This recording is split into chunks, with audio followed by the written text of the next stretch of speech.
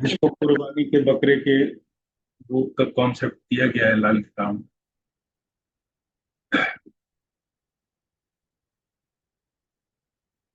कभी कभी होता क्या है कि कुंडली में बहुत अच्छे योग के साथ में कोई प्लेनेट बैठा हुआ है, उच्च का बैठा हुआ है, अपने घरों में बैठा हुआ है, मजबूत स्थिति में प्लेनेट बैठा हुआ है, लेकिन वो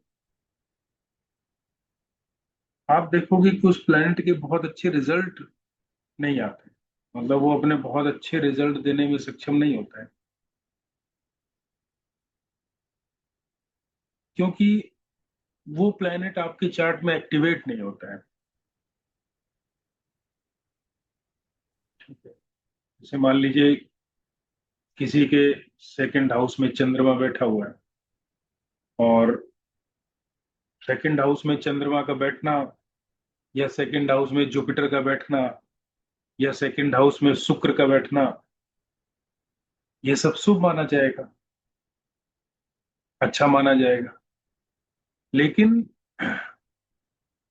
आप देखोगे कि सेकंड हाउस में इतने अच्छा प्लेनेट बैठा हुआ है, फिर भी जो है ना उस व्यक्ति का फाइनेंस जो है ना वो बहुत अच्छा नहीं है। फैमिली से संबंधित उसको बहुत अच्छे रिजल्ट नहीं मिल पा रहे हैं। सेकंड हाउस से संबंधित जो भी चीजें होती है, या उस प्लेनेट से संबंधित जो भी चीजें होती है, उसमें उसमें कहीं ना कहीं जीवन में अशुभता देखने को मिल रही है।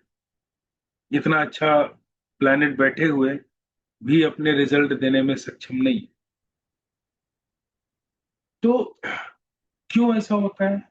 होता इसलिए ऐसा कि चंद्रमा तो यहाँ पर बैठा हुआ है, लेकिन वो एक्टिवेट नहीं है, वो जागृत अवस्था में नहीं है, वो सो रहा है। तो किसी भी घर में अच्छी कंडीशन में बैठे हुए प्लैनेट भी कभी कभी अपना असर देने में सक्षम नहीं होते हैं, क्योंकि वो प्लैनेट सोए हुए प्लैनेट कहलाते हैं। लाल किताब की भाषा में उसको बोलते हैं सोए हुए प्लैनेट, सोए हुए ग्रह। ठीक है। और जब कभी जो कुंडली के 12 भाव होते हैं, आपने देखा होगा कि जीवन का जो हर क्षेत्र है वो इन्हीं कुंडली के 12 भावों में ही समाया हुआ है। जब भी हमको जीवन के किसी इवेंट के बारे में जानना होता है, तो वो कहीं ना कहीं कुंडली के इन्हीं 12 भावों से ही संबंध रखते हैं। और कुंडली के उस, जैसे मान लीजिए किसी को अपने करियर के बारे में जानना हो तो 10वें भाव को अध्ययन हम करेंगे। किसी को अपने पूर्वजों के, किसी को अपने भाग्य के बारे में जानना हो तो 9th हाउस को देखेंगे। किसी को इंडिविजुअल अपनी हेल्थ और उसका जीवन कैसा कटेगा, उसका जीवन की ऑल ओवर एनालिसिस अगर करनी हो तो फर्स्ट हाउस को देखेंगे। पैसे को देखना हो, सेकंड हाउस को देखेंगे। उसके जीवन में जो भी वो मेहनत करेगा, जिनके जहां पर भी वो एफर्ट डालेगा, क्या वो फलीभूत होंगे कि नहीं होंगे, थर्ड हाउस देखेंगे। घर की सुख शांति को देखने के लिए फोर्थ हाउस को देखेंगे। उसकी बुद्धि को देखने के लिए संतान भाव पक्ष को देखने के लिए पंचम भाव को देखेंगे। रोग रिपु ऋण शत्रु उसके जीवन में आने वाले चैलेंजेस को देखने के लिए छठे घर को देखेंगे। सातवें घर को देखेंगे उसके व्यापार और उसके रिलेशनशिप को जानने के लिए, कि सातवां घर व्यापार का भी है, शादीशुदा जीवन का भी है, रिलेशनशिप का भी है।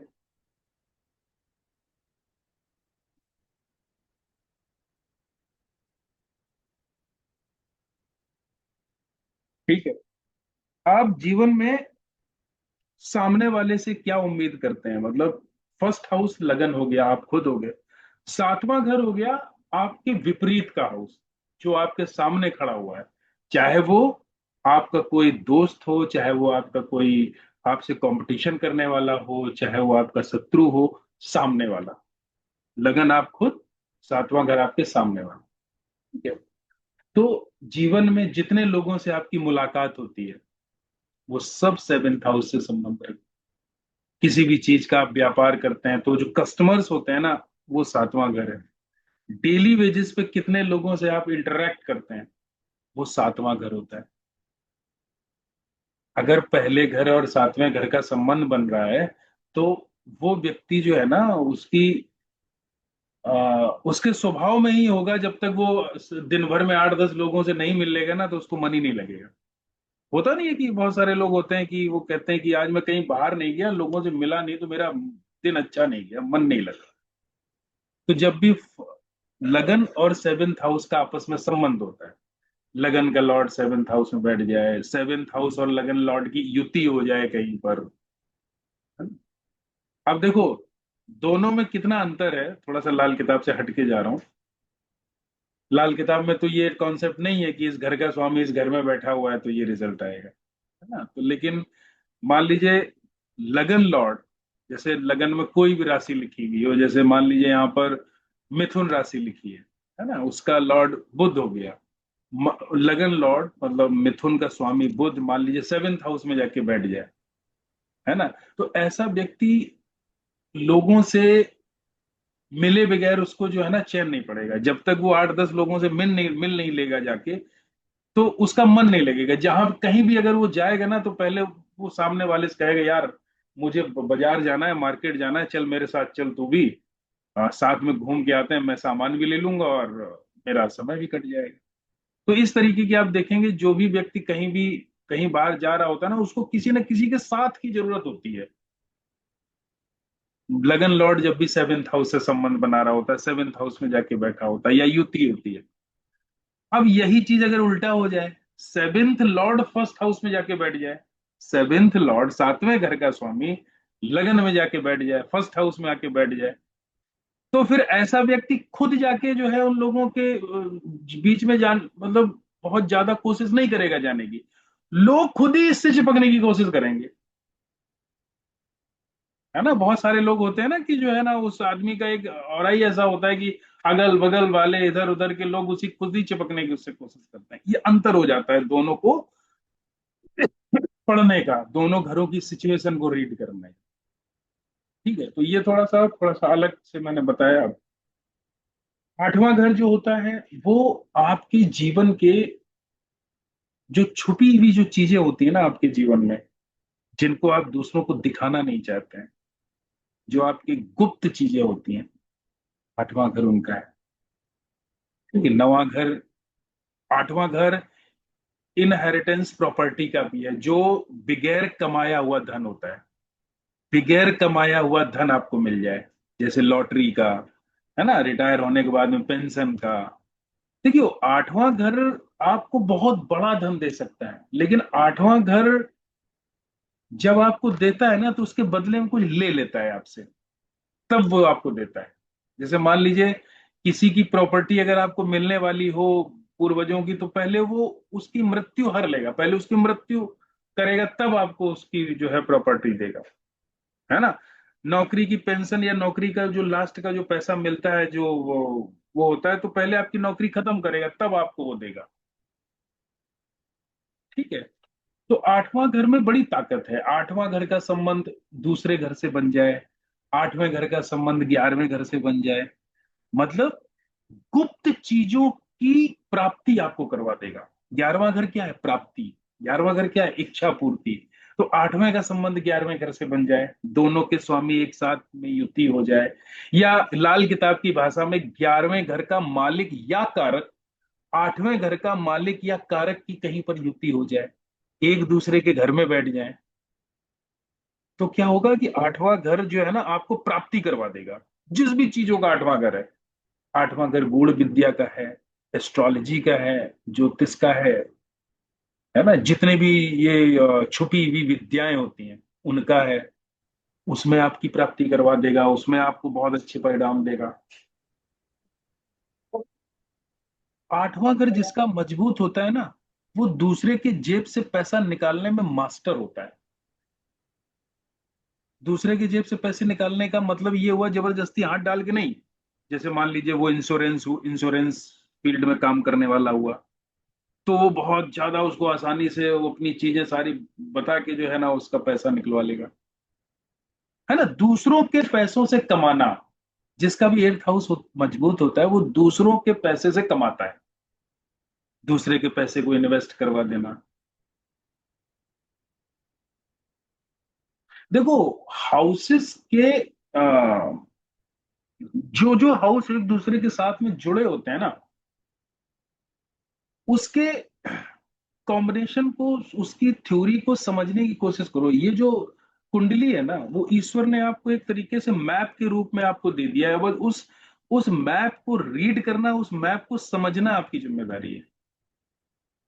इसीलिए लोग ज्योतिष पढ़ते। आठवें घर का संबंध 12वें घर से हो जाए,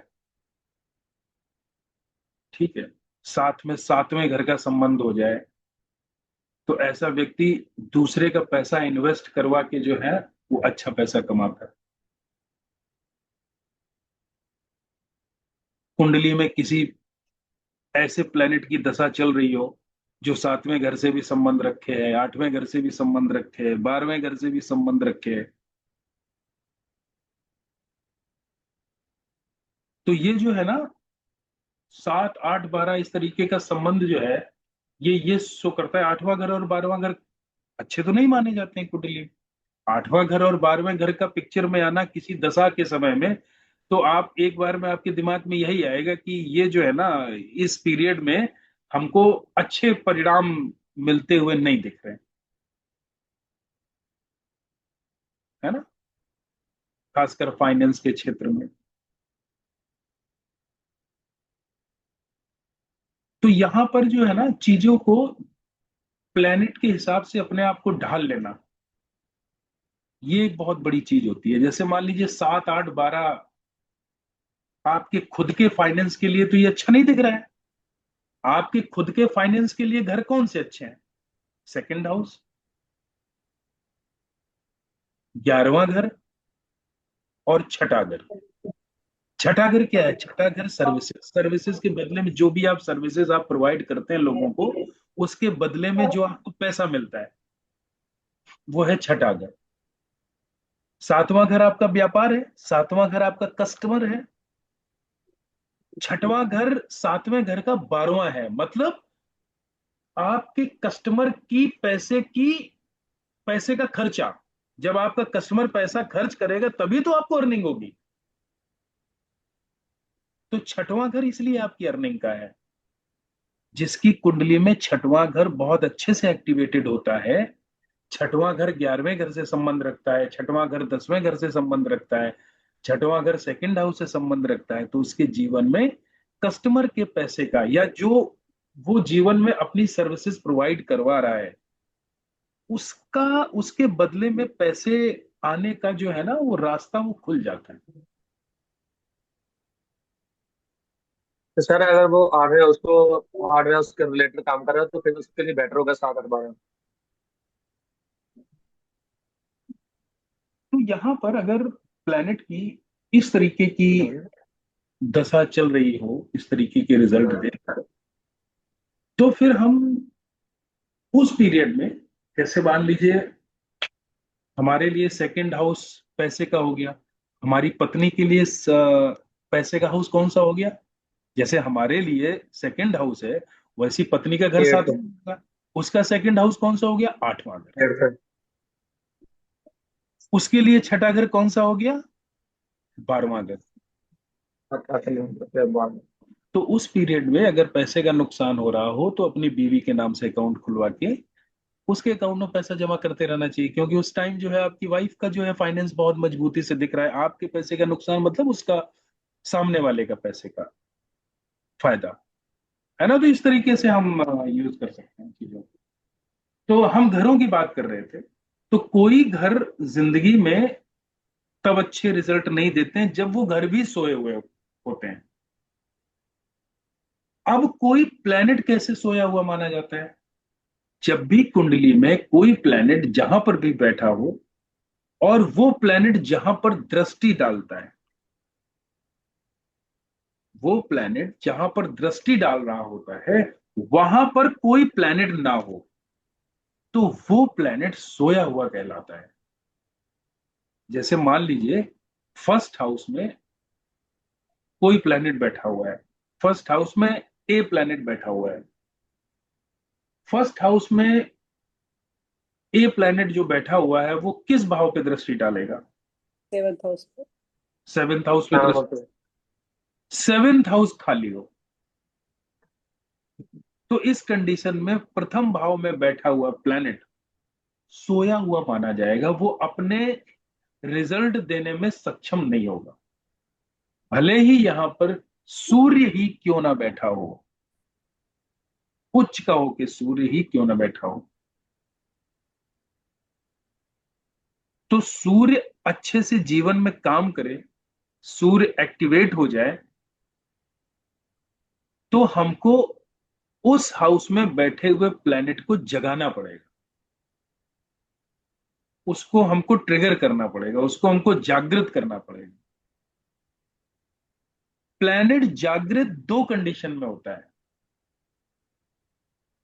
या फिर हम जहां पर वो दृष्टि डाल रहा है या वो जिस हाउस की वजह से जागृत हो सकता है उस हाउस में हम किसी प्लैनेट की एनर्जी को हम प्लेस कर दें, एक सिचुएशन। दूसरी सिचुएशन, वो ग्रह तब अपने आप जाग जाता है जब उस प्लैनेट की उम्र आती है,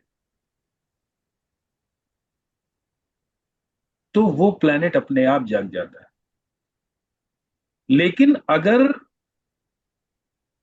अगर वो प्लैनेट अशुभ अवस्था में है और उस प्लैनेट का उपाय करके हमने उसको जागृत पहले नहीं किया और वो अगर अपने आप अपनी उम्र पे जागा तो शुरुआत के 1 साल में वो अपने अच्छे रिजल्ट नहीं देता है, वो अपने खराब रिजल्ट देगा। अरे नहीं तो बहुत है।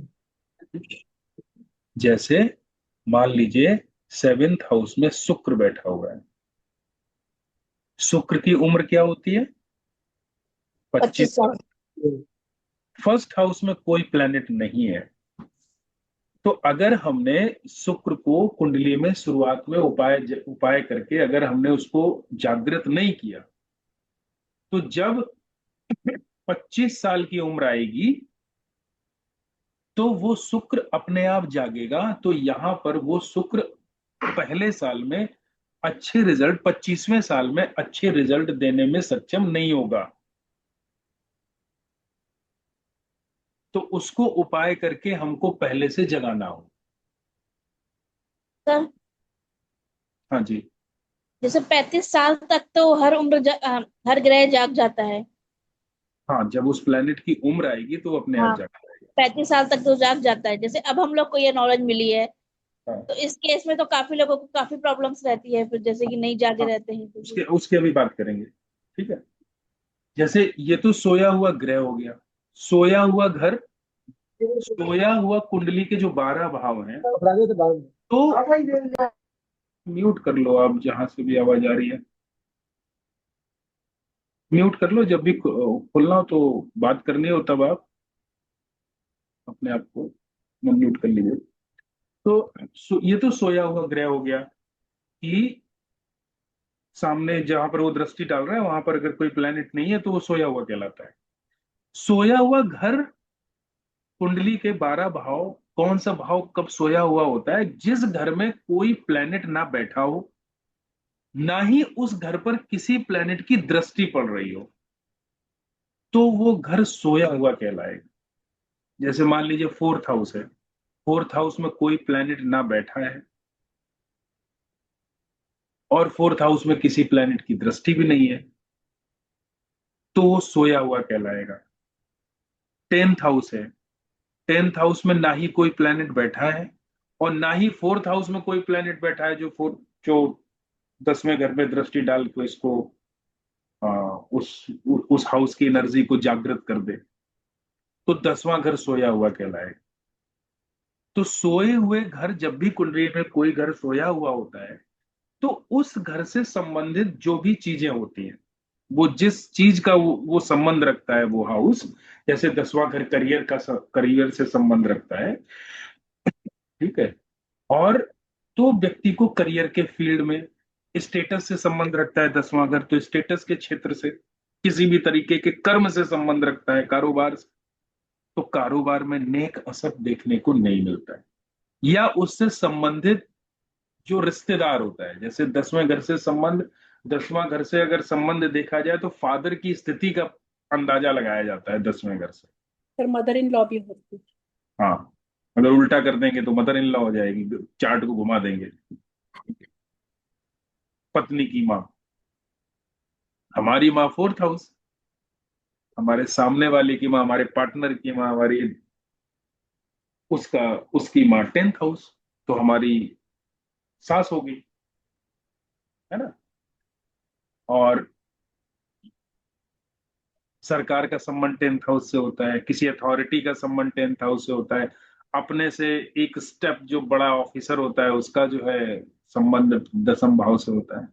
तो इन सब चीजों से के चीजों मतलब इन सब चीजों की कहीं ना कहीं कमी रहेगी उस व्यक्ति के जीवन में, जब तक हम उस हाउस को हम जगाएंगे नहीं। अगर सर प्लेनेट नहीं है और दृष्टि तो जा रही है, हम्म तब फिर तब वो तो वो, क्या हुआ, घर नहीं कहलाएगा, तब तो उस पर किसी प्लेनेट की दृष्टि जा रही है ना। हाँ, उस स्थिति में तो देखो, जब भी सामने वाला घर सोया हुआ खाली होता है और वो हाँ, कोई प्लेनेट अगर वहां पर दृष्टि डाल रहा होता है, तो आप उसको इस तरीके से मानो कि उस प्लेनेट की उपस्थिति उस हाउस में है। अगर वहां पर कोई प्लेनेट बैठा होगा तो उस प्लेनेट की उपस्थिति वहां पर मानी जाती है, फिर दृष्टि का बहुत बड़ा रोल उस हाउस पे नहीं पड़ता है। उस प्लेनेट पे पड़ सकता है, उस हाउस पे उसका असर नहीं जाता है। लेकिन अगर उस हाउस में कोई प्लेनेट नहीं है, खाली है, और उस पर अगर कोई प्लेनेट दृष्टि डाल रहा है, तो फिर उस प्लेनेट की एनर्जी वहां पर मौजूद रहेगी। जैसे सूर्य 1st हाउस में है, 7th हाउस खाली है, तो यहां पर सूर्य की प्रेजेंस 7th हाउस में मानी जाएगी। उसके शादीशुदा जीवन में, उसके व्यापार में सूर्य के जो कारक तत्व हैं, अथॉरिटी, ईगो, ये सब देखने को मिलेगा। अगर सूर्य बहुत अच्छा है तो उसके पॉजिटिव कारक तत्व देखने को मिलेंगे, और अगर मान लीजिए सूर्य पीड़ित हो रहा है किसी वजह से, ठीक है, तो उसके निगेटिव ट्रेड्स देखने को मिले। सर यहाँ पे केवल 7वीं दृष्टि मानेंगे क्या? केवल 7वीं वाली देखेंगे? एक मिनट होल्ड करिए। हेलो,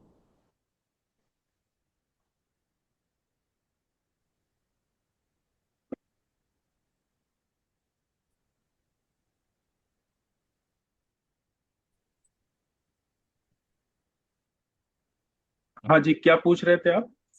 सर यहाँ पर केवल 7वीं दृष्टि देखेंगे क्या, कि केवल 7वें घर में कोई ना हो, या और भी दृष्टियां थोड़ी यहाँ पे मानेंगे?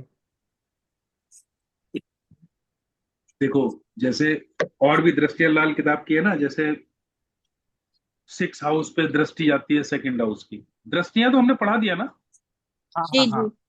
जो दृष्टियां का जो जैसे 2nd हाउस से दृष्टि जाती है 6th हाउस, तो सर, तो जी। अगर मान लीजिए 6th हाउस में कोई प्लेनेट बैठा हुआ है, सपोज 6th हाउस में कोई प्लेनेट बैठा हुआ है, 2nd हाउस खाली है और 12वां घर खाली है, तो छठे घर का बैठा हुआ प्लेनेट सोया हुआ कहलाए, है ना। अब एक तो ये हो गया, सोया हुआ प्लेनेट हो गया। अब मान लीजिए 2nd हाउस में कोई प्लेनेट बैठा है, 6वां घर खाली है, तो 2nd हाउस में बैठे हुए प्लेनेट की दृष्टि जाती है 6th हाउस में। तो यहां पर 6th हाउस में भी हम उस प्लेनेट की एनर्जी मानेंगे कि इस प्लेनेट की दृष्टि पड़ रही है यहां पर, तो 6th हाउस से संबंधित भी वो प्लेनेट आपको रिजल्ट देता हुआ दिखेगा। लेकिन अगर मान लीजिए 6th हाउस में कोई प्लेनेट है, तो 2nd हाउस में बैठे हुए प्लेनेट की एनर्जी फिर 6th हाउस के घर पे नहीं जाएगी, 6th हाउस में बैठे हुए प्लेनेट के ऊपर जो है ना अपना असर डालेगी। सर अगर कोई जन्म कुंडली के अंदर कोई घर सोया हुआ है, बट वर्षफल के अंदर तो चेंज हो जाएगा, तो उसको क्या माने फिर कि उस साल आपको उसके परिणाम देखने को मिलेंगे, लेकिन अगर उसको जीवन भर के लिए हमको उसको जगाना है, तब तो हमको जन्म कुंडली से उपाय करना पड़ेगा ना उसका। सर अगर जैसे सेकंड और थर्ड में आपने कहा खाली है, सिक्स में बैठा, अगर टेंथ में गुरु बैठा हो, वो तो फिर दृष्टि से सिक्स को एक्टिव कर देगा ना, जो वो अपनी नौवीं नौवीं दृष्टि से अपना एक्टिवेट कर देगा। नहीं नहीं, हम वो तो दृष्टि यहाँ पर नहीं मानेंगे, हम लाल किताब की दृष्टि यहाँ पर मानेंगे। पहले के घर वाली बात। आपने तो कहा हाँ, छह के बाद की तो चलेगी, जो छह के बाद की वो सिक्स हाउस के बाद वाली दृष्टि और दूसरी चलेगी, जो ऊपर की जो आपने तो बताई थी कि 5 7 9 या मंगल की 4 7 8, वो दृष्टि फिर काम नहीं करेगी। वो दृष्टि हम नहीं मानेंगे इसमें। ओके।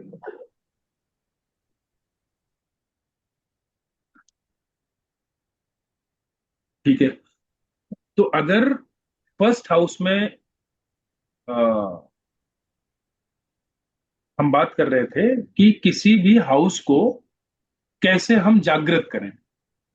अगर मान लीजिए आपके जीवन में कोई ऐसा हाउस है जहां पर ना ही कोई प्लेनेट बैठा हुआ है और ना ही उस घर पर किसी की दृष्टि है, या ये सिचुएशन है, या दूसरी सिचुएशन ऐसी बनी हुई है कि कोई प्लेनेट वहां पर बैठा हुआ है और वो जहां से उस पर दृष्टि आ सकती है या जहां पर वो दृष्टि डाल सकता है, वहां पर सामने कोई प्लेनेट नहीं है, तो वो प्लेनेट सोया हुआ है, तो इसका उपाय कैसे करें।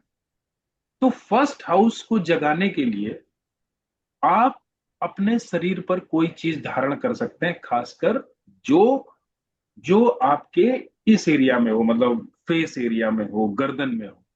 गर्दन में कोई चीज आप पहन सकते हैं, उसी धातु को भी आप पहन सकते हैं, जैसे सोने की चैन, चांदी की चैन, या कोई नग पहन सकते हैं, किसी प्लैनेट का कोई नग पहन सकते हैं, या उस प्लैनेट से संबंध रखने वाली कोई जड़ी बूटी पहन सकते हैं आप फर्स्ट हाउस को सर जगाने। बुध है सेवेंथ सर हाउस में। मान हाँ सुरेंद्र जी, पूछे क्या कह रहे हैं आप। हाँ सर, मान लीजिए सेकंड हाउस के अंदर कोई भी प्लेनेट नहीं है, तो सोया हुआ है हम्म। जन्म कुंडली के अंदर, बट हम्म। वर्षफल के अंदर तो कोई प्लेनेट वहां आ जाएगा, तो फिर क्या माने, उसको जाग गया है। देखिए, कोई भी प्लैनेट जो है ना सुरेंद्र जी, वो अपनी उम्र पे वैसे ही जाग जाता है। जैसे मान लीजिए अच्छा। चंद्रमा यहां पर बैठा हुआ है सेकंड हाउस में, हाँ ठीक है, तो सेकंड हाउस में बैठा हुआ चंद्रमा 24 साल में अपने आप जागृत अवस्था में आ जाएगा। ठीक है, तो 24 साल बाद अगर हाँ। आप वर्षफल देखेंगे तो वो वैसे भी जागा हुआ माना जाएगा। तो जैसी जैसी उसकी सिचुएशन वर्षफल के बारे चार्ट में बनती जाएगी, वैसे वो रिजल्ट मिलते जाएंगे उसको। नहीं सर, उससे पहले ही अगर आ गया, मान लो 24 साल से पहले ही अगर आ गया, तो हम क्या मानेंगे। नहीं, तो फिर हम पहले उसको जगाएंगे ना, जन्म कुंडली में बैठे हुए चंद्रमा को। अगर वर्ष फल में अच्छा। मान लीजिए वो जागा हुआ है, वर्ष फल में हाँ ऐसी जी। सिचुएशन बनी हुई है कि चंद्रमा जागा हुआ है, तो वो उसी हाँ जी। साल तो आपको रिजल्ट देने में सक्षम होगा, अगले साल फिर वैसे ही वो हाँ। नॉर्मल वो हो जाएगा। तो ठीक। पहले उपाय ठीक करके है। उसको जन्म कुंडली में अपने बर्थ चार्ट में उसको जगा लेना चाहिए, ठीक है ना। तो यहां पर भी ठीक है सर। सेकंड हाउस में बैठे हुए प्लैनेट को कैसे जगाया जाएगा। जैसे सेकंड हाउस में कोई प्लेनेट बैठा हुआ है, अब उसको जगाने के जी। लिए या फिर सिक्स हाउस में कोई एनर्जी हम प्लेस करें, हाँ जी। है ना, या आठवें घर में कोई एनर्जी प्लेस करें, तभी तो वो जागेगा। दूसरे घर से राइट। दृष्टि, या फिर जो प्लेनेट जहां पर दृष्टि डाल रहा हो वहां पर कोई चीज स्थापित कर दें, या जिस हाउस से उस प्लेनेट पे दृष्टि जा रही है उस हाउस में कोई चीज स्थापित कर दें, वो जाग जाएगा सेकंड हाउस वाला प्लेनेट। तो फर्स्ट हाउस को जगाने के लिए गले में किसी भी चीज की आप धातु का, सोने का, चांदी का, या किसी भी प्लेनेट की जो नग होता है वो आप पहन सकते हो। बस हमको ध्यान क्या रखना है कि अगर सेवेंथ हाउस में कोई प्लेनेट हो तो सेवेंथ हाउस से रिलेटेड उसके मित्र ग्रह की चीजों को आप गले में पहन सकते हैं। जो सेवेंथ हाउस में कोई प्लेनेट मान लीजिए बैठा हुआ है, तो उसके किसी मित्र ग्रह की चीज को अपने फर्स्ट हाउस में स्थापित करो, जिससे जो है ना वो सेवेंथ हाउस भी अपने रिजल्ट अच्छे देने में सक्षम हो जाए। सर और अगर मान लीजिए कोई प्लेनेट वहां पर नहीं बैठा हुआ है, तो सेवेंथ, तो फर्स्ट हाउस में उसी प्लेनेट, फर्स्ट हाउस में उसी धातु की या उसी प्लेनेट की धातु को या उसी प्लेनेट की चीजों को आपको धारण करना है जो फर्स्ट हाउस के मालिक और फर्स्ट हाउस के कारक, इससे जो है ना उसके संबंध अच्छे हैं, मंगल से और सूर्य से।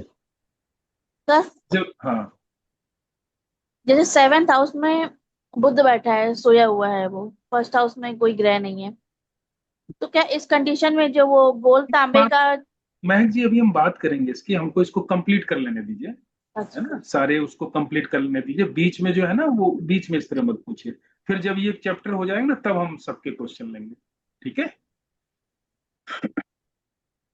तो यहां पर मान लीजिए सेवेंथ हाउस में कोई प्लेनेट नहीं बैठा है, तो हम फर्स्ट हाउस को जगाने के लिए सूर्य और मंगल के से जो संबंध अच्छा रखते हैं, जैसे सूर्य से संबंध जुपिटर अच्छा रखता है तो हम सोना पहन सकते हैं।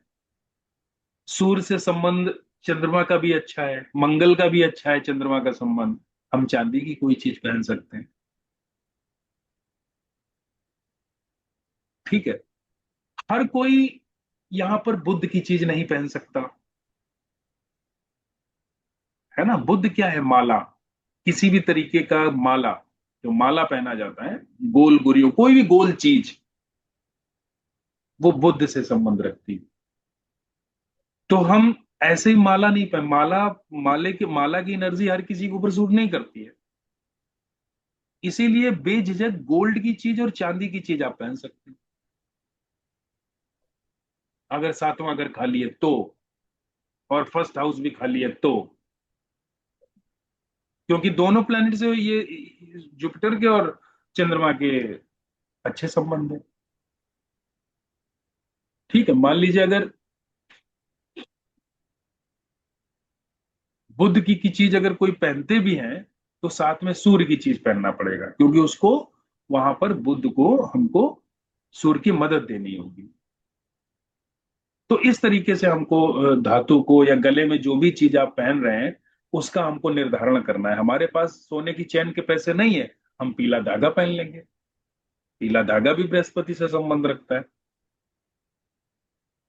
है ना। बृहस्पति से संबंध रखने वाले पीपल की हम जड़ पहन सकते हैं, बरगद की जड़ हम पहन सकते हैं,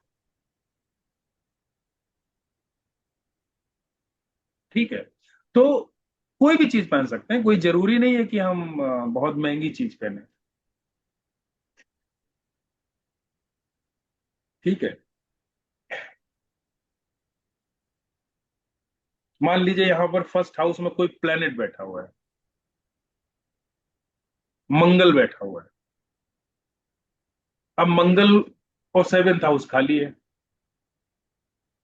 अब मंगल को एक्टिवेट करने के लिए हमको सेवेंथ हाउस में कोई चीज प्लेस करनी पड़ेगी, है ना। तो सेवेंथ हाउस होता है जो खेती वाली जमीन होती है, मिट्टी, घास वाली मिट्टी। घास वाली मिट्टी क्यों कही गई है सेवेंथ हाउस, क्योंकि मिट्टी शुक्र से संबंध रखती है और पेड़ पौधे फसल हरी चीजें ये बुध से संबंध। सेवेंथ हाउस शुक्र और बुध का है, इसीलिए घास वाली जमीन पे कोई चीज दबाना मतलब सेवेंथ हाउस में उस चीज को प्लेस करने के बराबर हो, ठीक है। तो मंगल को एक्टिवेट करने के लिए हम सेवेंथ हाउस में या कोई भी प्लैनेट यहां पर बैठा हो फर्स्ट हाउस में, उसको एक्टिवेट करने के लिए हम चीजों को घास वाली जमीन पे दबाएंगे। सेकंड हाउस मान लीजिए सुप्त अवस्था में है, वो कैसे जागृत अवस्था में आएगा। सेकंड हाउस क्या है, सेकंड हाउस है धर्म स्थान, मंदिर, गुरुद्वारा, मस्जिद, जितने भी तरीके के धर्म स्थान है वो है सेकंड हाउस। सेकंड हाउस जागृत अवस्था में नहीं है, 2, 6, 10 इन घरों में कोई प्लेनेट नहीं है, खाना नंबर 2 में, खाना नंबर 6 में और खाना नंबर 10 में अगर कोई प्लेनेट नहीं है, और खाना नंबर 8 में, 2 मतलब 2, 6, 8, 10 अगर इन घरों में कोई प्लेनेट नहीं है तो सेकंड हाउस सोया हुआ माना जाएगा। तो सेकंड हाउस को जगाने के लिए रेगुलर मंदिर जाते रहना, ये सेकंड हाउस की एनर्जी को जागृत करने में आपकी बहुत मदद करेगा। अब मंदिर हम जा रहे हैं, अब सेकंड हाउस में किन प्लेनेट की एनर्जी बहुत अच्छी मानी जाती है ये हम पढ़ ही चुके हैं, ये हमको पता ही है। सेकंड हाउस में शुक्र का घर है तो शुक्र की भी एनर्जी अच्छी मानी जाएगी। सेकंड हाउस में बुध भी राजयोग कारक होता है, बुध की भी एनर्जी अच्छी मानी जाती है। सेकंड हाउस जुपिटर का कारक घर है तो जुपिटर की भी एनर्जी यहाँ पर अच्छी मानी जाएगी। सेकंड हाउस में एक प्लेनेट उच्च का होता है, कौन सा प्लेनेट उच्च का होता है? चंद्रमा। चंद्रमा। उच्च का होता है तो चंद्रमा की भी एनर्जी अच्छी मानी जाएगी। तो चंद्रमा की एनर्जी स्थापित करने के लिए हम मंदिर जाके भगवान शिव पर दूध का अभिषेक कर सकते हैं, दूध चावल मंदिर में ये चढ़ा सकते हैं जाके। बृहस्पति की चीजों को स्थापित करने के लिए हम चने की दाल दे सकते हैं, हम केसर दे सकते हैं, हम दूध चावल केसर ये सब मिला के हम वहां चढ़ा सकते हैं। जुपिटर और चंद्रमा दोनों की एनर्जी को भी स्थापित कर सकते हैं। शुक्र को स्थापित करने के लिए हम दही वहां पर दे सकते हैं, दही से अभिषेक कर सकते हैं शिव का। या हम आटे वाला जो दीपक नहीं आता, अब पहले लोग चढ़ाते थे, आटे का दीपक बनाते थे, उसमें घी रखते थे, रुई रखते थे, आटे का बना हुआ दीपक, वो शुक्र की ओरिजिनल चीज है। आटे का बना हुआ दीपक, घी का शुद्ध दीपक मंदिर में जलाना, धर्म स्थान में जलाना।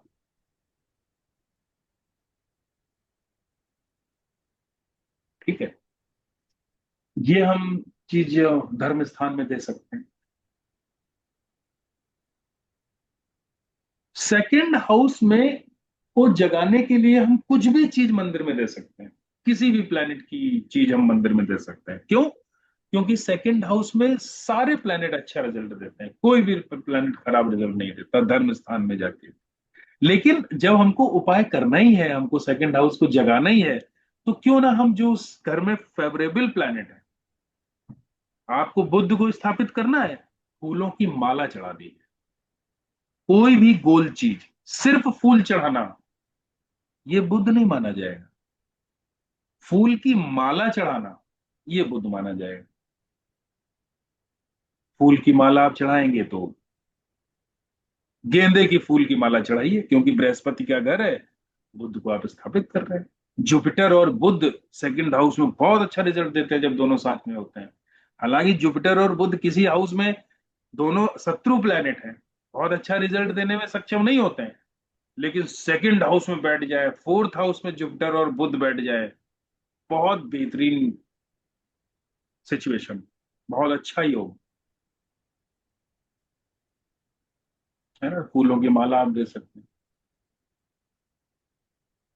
एक देने से पहले, ये तो एक नॉर्मल चीज हो गई, जब दूसरे घर में, छठवें घर में, 10वें घर में, 8वें घर में कोई प्लेनेट ना बैठा, मान लीजिए छठवें घर में कोई प्लेनेट बैठा है, 8वें घर में कोई प्लेनेट बैठा है, 10वें घर में कोई प्लेनेट बैठा है, तो हम ऐसे प्लेनेट को चूज करेंगे जो छठवें घर में, 8वें घर में या 10वें घर में बैठे हुए प्लेनेट का मित्र हो, उसको हम धर्म स्थान में देंगे। जैसे मान लीजिए सैटर्न बैठा हुआ है 10th हाउस में, ठीक है, शनि अपने घर में बैठा हुआ है 10th हाउस में, और सेकंड हाउस खाली है, तो यहां पर शनि अपने बहुत अच्छे रिजल्ट देने में सक्षम नहीं होगा। मतलब व्यापार, काम तो उसका अच्छा चलेगा, शनि यहां पर बैठा हुआ अपने घर में, तो काम तो उसका अच्छा चलेगा, लेकिन जब भी वो व्यक्ति आपके पास में कुंडली दिखाने आएगा तो आपसे यही कहेगा कि सर काम तो मेरा ठीक है, लेकिन पैसे की संतुष्टि नहीं है, जितना मुझे मुझे मुझे यहां से पैसा मिलना चाहिए, मुझे पैसे मतलब फाइनेंस अच्छा नहीं है। तो यहां पर शनि के रिजल्ट को अच्छा करने के लिए हम सेकंड हाउस मतलब धर्म स्थान में अगर हम शनि के मित्र ग्रहों की स्थापना कर दें तो शनि अपने अच्छे रिजल्ट देने लगेगा, मतलब काम और पैसा दोनों जागृत अवस्था में आ जाएंगे। तो शनि का मित्र कौन कौन हो सकता है? शनि का मित्र बुध हो सकता है, शुक्र। बुध की चीजें दे सकते हैं। शनि का मित्र शुक्र हो सकता है, हम शुक्र की चीज दे सकते हैं। शनि का मित्र जुपिटर, जुपिटर से भी उसके अच्छे संबंध है। शनि और जुपिटर लगभग इनकी जो जो इनकी स्वभाव है ना वो लगभग मिलता जुलता है। फर्क ये है, जुपिटर प्योर सात्विक होता है, लेकिन वो भी धार्मिक होता है, शनि भी धार्मिक है। वो भी अनुशासन प्रिय होता है जुपिटर, शनि भी अनुशासन प्रिय है। ठीक है। और बस अंतर यह है यहां पर कि शनि को अपना काम निकालने में पाप का भी सहारा अगर लेना पड़ जाए ना तो पीछे नहीं हटता। जुपिटर ऐसा नहीं है। जुपिटर कहता है कि मैं पापत्व वाले स्वभाव को नहीं अपनाऊंगा, उस रास्ते को नहीं जाऊंगा, सीधा सीधा मैं अपनी उंगली सीधी अगर मैं घी में डालूंगा जितना घी आ जाएगा बस उतना ही मैं रखूंगा। शनि कहता है कि घी इस डुबोने पे कम आ रहा है, मुझे और चाहिए, तो मैं थोड़ा सा टेढ़ा कर दूं। ठीक है, ये दोनों में अंतर है सर। चना जो होता है ना, जब हम छिलके वाला जो चना होता है ना वो शनि से संबंध रखता है। और जब हम उस चने को उसके ऊपर का वो जो कवर ब्लैक कलर का जो हट जाता है, जो चने की दाल जिसको कहते हैं, है ना, वो बृहस्पति का रूप है। तो है ना दोनों सेम, मतलब उसके कालेपन को हमने उतार दिया तो वो वही शनि बृहस्पति बन गया। जिसका भी शनि 12वें घर में होता है, उम्र के साथ में अगर उसके पीछे के ये चोटी के बाल अगर उड़ जाए ना, ये वाले बाल चोटी के, तो वो उसकी जो है ना प्रॉस्पेरिटी की निशानी मानी जाती है। सिर्फ 12वें घर के शनि की बात कर रहा हूं मैं, क्योंकि जैसे ही शनि गायब हुआ, मतलब आपके सर से शनि गायब हुआ, तो बृहस्पति जो है ना वो एक्टिवेट हो जाता है। तो 12वें घर में जिसका शनि हो और उसके बाल उड़ जाए, हर किसी के ऊपर रूल लागू नहीं होता। ये लोग कहते हैं ना कि इसके, एक कहावत चली आ रही थी कि जो है ना इसके बाल उड़ गए, नहीं नहीं कहते हैं लोग, बाल इसके उड़ गए, अब ये अमीर हो गया, अब इसके पास पैसे आ रहे होंगे। तो 12वें घर के शनि के ऊपर ये रूल लागू है, ना कि हर किसी के ऊपर ये रूल लागू है। ऐसे तो बहुत सारे लोगों के आजकल बाल ही झड़ रहे हैं। वीरू भाई अंबानी के उड़ गए थे सर, इसलिए हम देख पा रहे हैं। ठीक है। तो यहां पर सेकंड हाउस में धर्म स्थान में हम उस प्लेनेट की चीजों को दे सकते हैं सेकंड हाउस को जगाने के लिए, अपने फाइनेंस को सही करने के लिए। ठीक है। जैसे मान लीजिए सिक्स हाउस में, सिक्स हाउस में मंगल बैठा हुआ है। सिक्स हाउस में जिसका भी मंगल होता है ना, वो मंगल जो होता है ना वो कर्जे का कारक होता है। अगर ऐसा व्यक्ति कर्जा ले ले तो उसको चुकाने में परेशानी होती है, बहुत आसानी से कर्जा चुकता नहीं है।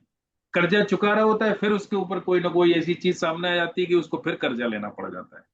इसलिए मंगल अगर छठे घर में बैठा हो अकेली मतलब अकेले अवस्था में, और सेकंड हाउस से किसी भी प्लैनेट का सपोर्ट ना हो, तो व्यक्ति को कर्जा बहुत ही सोच समझ के लेना चाहिए। तो कर्जा उतारने के लिए हम धर्म स्थान की शरण में जाते हैं। हम मंगल को यहां से उठा के चंद्रमा की मदद देते हुए उसको हम मंदिर में प्लेस करते हैं। मंगल की चीज क्या है? मीठा। कुछ भी मीठा मंगल का, चाहे शहद हो, चाहे चीनी हो, चाहे मिठाई हो, कुछ भी। मंगल का संबंध मीठे से है। चंद्रमा का संबंध चावल और दूध से है। तो मीठी खीर हम कर्जा उतारने के लिए मंदिर में प्रसाद के रूप में बांट सकते है ना। उपाय बनाते समय ना हम ये सब चीजों को हमको ध्यान रखना पड़ता है। कोई भी चीज हम जो दे रहे हैं वो सब प्लैनेट से उसके संबंध कैसे हैं। इसीलिए पूरी कुंडली को एनालिसिस करना पड़ता है। एक घर को देख के हम उपाय नहीं बना सकते। तो थर्ड हाउस मान लीजिए अगर किसी का सोया हुआ है, तो थर्ड हाउस अगर किसी का सोया हुआ होगा तो आप देखोगे कि उसको जो है ना अपने भाई बहनों का भी पूर्ण रूप से सुख नहीं होगा। वो वो जिन चीजों में मेहनत करता होगा उसकी मेहनत बेकार जाएगी। फर्जी की उसकी यात्राएं होंगी, बेमतलब में इधर उधर घूमता फिरता रहेगा, उसका कोई परिणाम नहीं निकलेगा। जिस एरिया में वो मेहनत करेगा, जिस एरिया में उसका शौक होगा, जिस एरिया में उसकी रुचि होगी, वो भी उसको बहुत अच्छा परिणाम नहीं दे पाएगी। तो थर्ड हाउस को जगाने के लिए दाहिने हाथ में जो भी हम पहनेंगे वो हम थर्ड हाउस में उस प्लेनेट की प्लेसमेंट को मानेंगे। आप अपने दाहिने हाथ में कोई भी चीज पहनिए, जैसे मान लीजिए तांबे का कड़ा पहन लीजिए अपने दाहिने हाथ में, तो सूर्य की प्रेजेंस मानेंगे।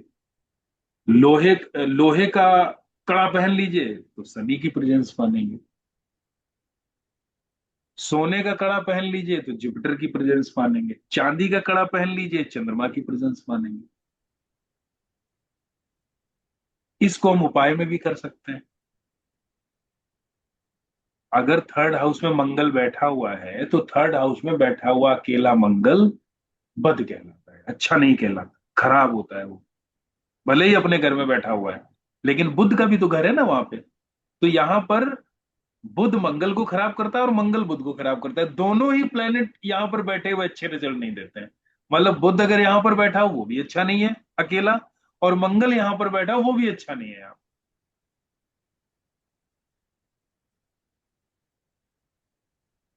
मंगल यहां पर बैठा होगा तो उस व्यक्ति का दिमाग काम नहीं करेगा, इस वजह से वो प्रॉब्लम में रहेगा, मंगल अच्छे रिजल्ट नहीं देगा। बुध यहाँ पर बैठा होगा तो वो उसके जो है ना वो मेहनती नहीं होगा, वो उसमें उसमें एनर्जी नहीं होगी, उसके अंदर काम करने की लालसा नहीं होगी, तो वो बुध यहाँ पर अच्छे रिजल्ट नहीं देगा। तो मंगल अगर यहाँ पर बैठा हो तो वो अच्छे से काम करे, मंगल शुभ हो जाए, तो हम चंद्रमा की चीज देंगे, क्योंकि मंगल चंद्रमा से बहुत अच्छा हो जाता है। बहुत अच्छा योग होता है मंगल चंद्रमा का। तो हम कहेंगे चांदी का कड़ा पहन लो। मंगल यहां पर बैठा होगा, हम सोने का कड़ा पहना सकते हैं। ठीक है। मंगल यहां पर बैठा हो, हम लोहे का भी कड़ा पहना सकते हैं। शनि को भी हम वहां स्थापित कर सकते हैं। क्यों? क्योंकि मंगल शनि मिलके उच्च राहु बन जाएगा, और उच्च का राहु थर्ड हाउस में राहु बैठा हुआ वो तो उच्च का हो गया, ये तो बहुत अच्छी वो हो गया। तो हम लोहे की भी चीज पहना सकते हैं। हम किसी प्लेनेट का नग पहना सकते हैं, उंगली में पहना सकते हैं। उंगली में भी छल्ला पहना सकते हैं, नहीं कड़ा पहन सकते हैं, हम छल्ला पहन लेंगे किसी चीज का, चांदी का, सोने का, या किसी प्लेनेट की नग पहन सकते हैं। लेकिन कोई भी चीज धारण करने से पहले हमको 11वें घर पे और 9वें घर पे दृष्टि जरूर डाल लेनी है। क्योंकि थर्ड हाउस से जो दृष्टि जाती है वो 11वें घर पे भी जाती है और 9th हाउस पे भी जाती है। कोई भी चीज धारण करने से पहले हम 11वें घर पे और 9वें घर पे दृष्टि हम जरूर डाल लेंगे।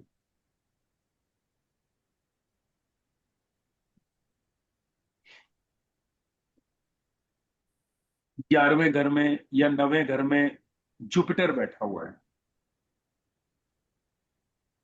और हमने हीरे की चीज पहन ली, हीरे की अंगूठी पहन ली, या हीरा आपने हाथ में डाल लिया, देखो हीरा डलते ही जो है ना प्रॉब्लम आ जाएगी।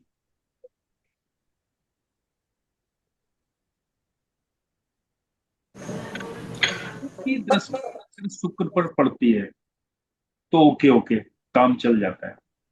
तो नीलम पहनने से भी तो प्रॉब्लम रहेगी ना। एक मिनट, क्योंकि जुपिटर जो है ना वो शुक्र से शत्रुता नहीं करता, लेकिन शुक्र जुपिटर से शत्रुता करता है। तो शुक्र 9th हाउस में हो, शुक्र 11th हाउस में हो, तो आप पुखराज भी पहन सकते हैं, आप गोल्ड भी पहन सकते हैं, पीला धागा भी पहन सकते हैं आप, वो उतनी प्रॉब्लम नहीं है। लेकिन जुपिटर इन घरों में हो और आप 7th हाउस में जो है ना शुक्र की चीज अगर आप धारण कर लेते हैं तो वो प्रॉब्लम कर सकते हैं। ठीक है। नीलम हम तब पहन सकते हैं जब 9th हाउस में और 11वें घर में कोई निगेटिव प्लैनेट्स ना बैठे हो। जैसे मान लीजिए 11वें घर में राहु बैठा हुआ है, आप नीलम पहन के देखो, देखो क्या होता है। फिर कहीं वो कोर्ट कचहरी करवाएगा, कहीं अस्पताल पहुंचाएगा, चलते हुए काम। नीलम कहते नहीं कि नीलम मुझे सूट नहीं किया। क्यों सूट नहीं करेगा? 11th हाउस में कोई प्लैनेट बैठा है, आपने नीलम पहन लिया, शनि का फेवरेबल प्लैनेट नहीं है। 9th हाउस में उस तरीके का कोई प्लैनेट नहीं है जो शनि से संबंध अच्छे रखता हो, आप नीलम पहन लेंगे, आपको नहीं सूट करेगा।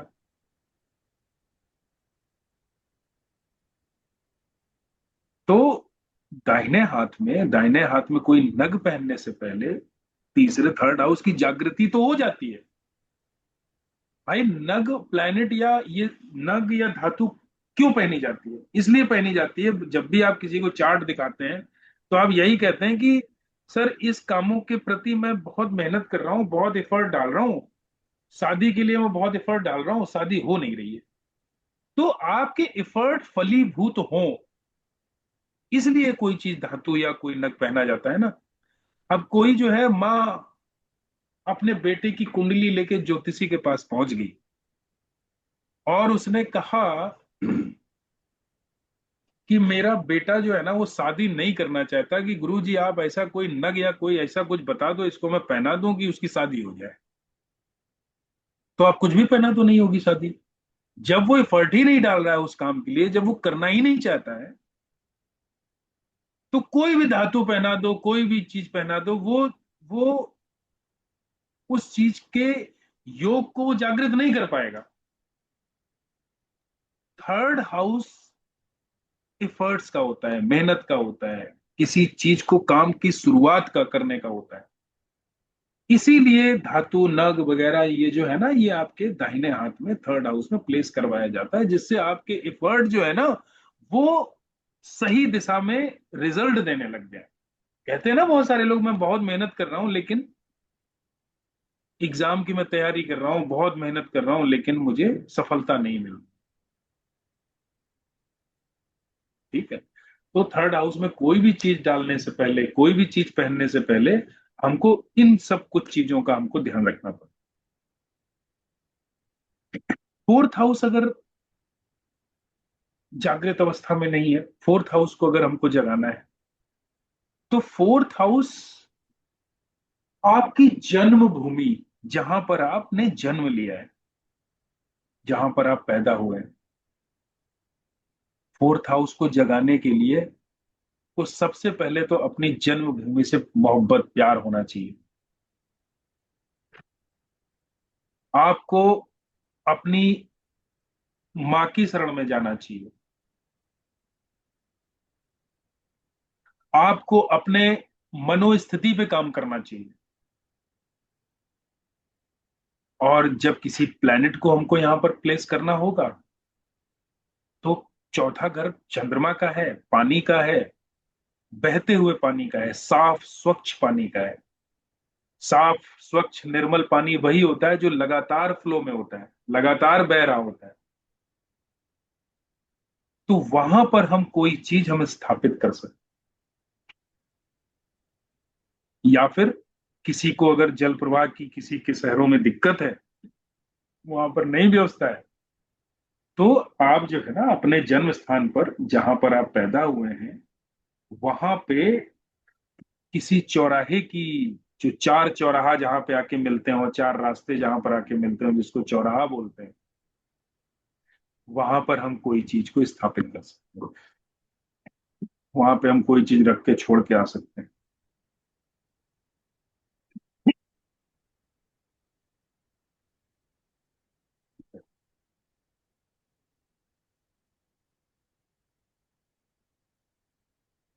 एक एक चीज और है, मतलब हर हाउस की दिशा होती है, ठीक है।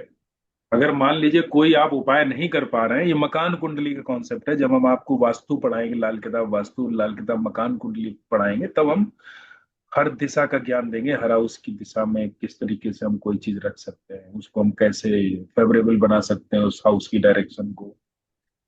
तो चौथा घर जो होता है ना, वो नॉर्थ ईस्ट डायरेक्शन होता है, नॉर्थ ईस्ट। इसीलिए नॉर्थ ईस्ट में मंदिर बनाना शुभ माना जाता है, क्योंकि जुपिटर यहां पर उच्च का होता है।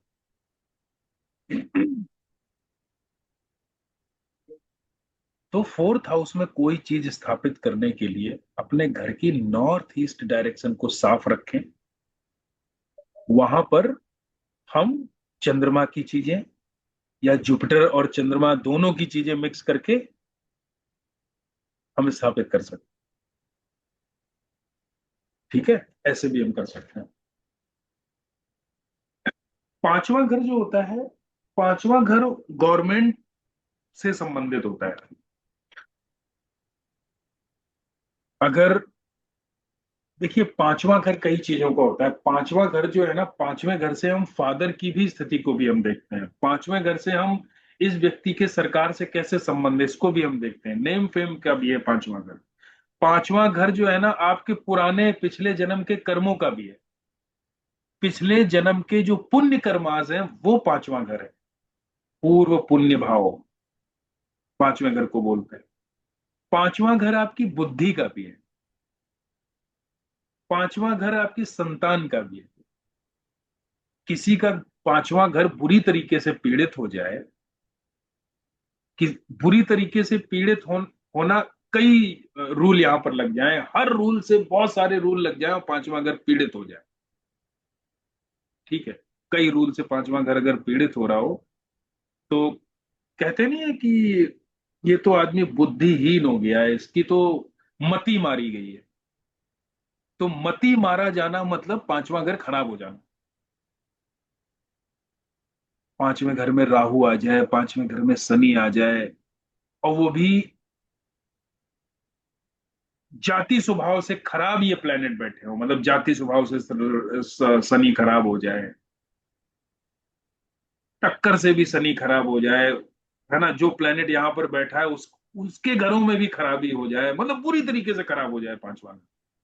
इसी को तो पांचवा बुरी तरीके से कोई भी हाउस खराब होना, ऐसी सिचुएशन को ही तो बोलेंगे कि उस घर में बैठा हुआ प्लेनेट वो भी बहुत दीनहीन अवस्था में बैठा है, वो भी बेचारा अपने घर का दुखी है, और यहाँ पे भी आके दुखी होके बैठ गया है, तो वो घर ऑब्वियसली खराब होगा। तो पांचवा घर खराब हो जाए मतलब आदमी की मत मति मारी जाना, जिसको कहते हैं बुद्धि खराब हो जाना। पांचवें घर में ऐसा कोई प्लेनेट बैठ जाए जो, देखो, पांचवें घर में कोई भी प्लेनेट खराब होके बैठेगा ना, वो अपने कारक तत्वों को खराब कर देगा। पांचवें घर में शनि खराब होके अगर बैठ जाएगा, तो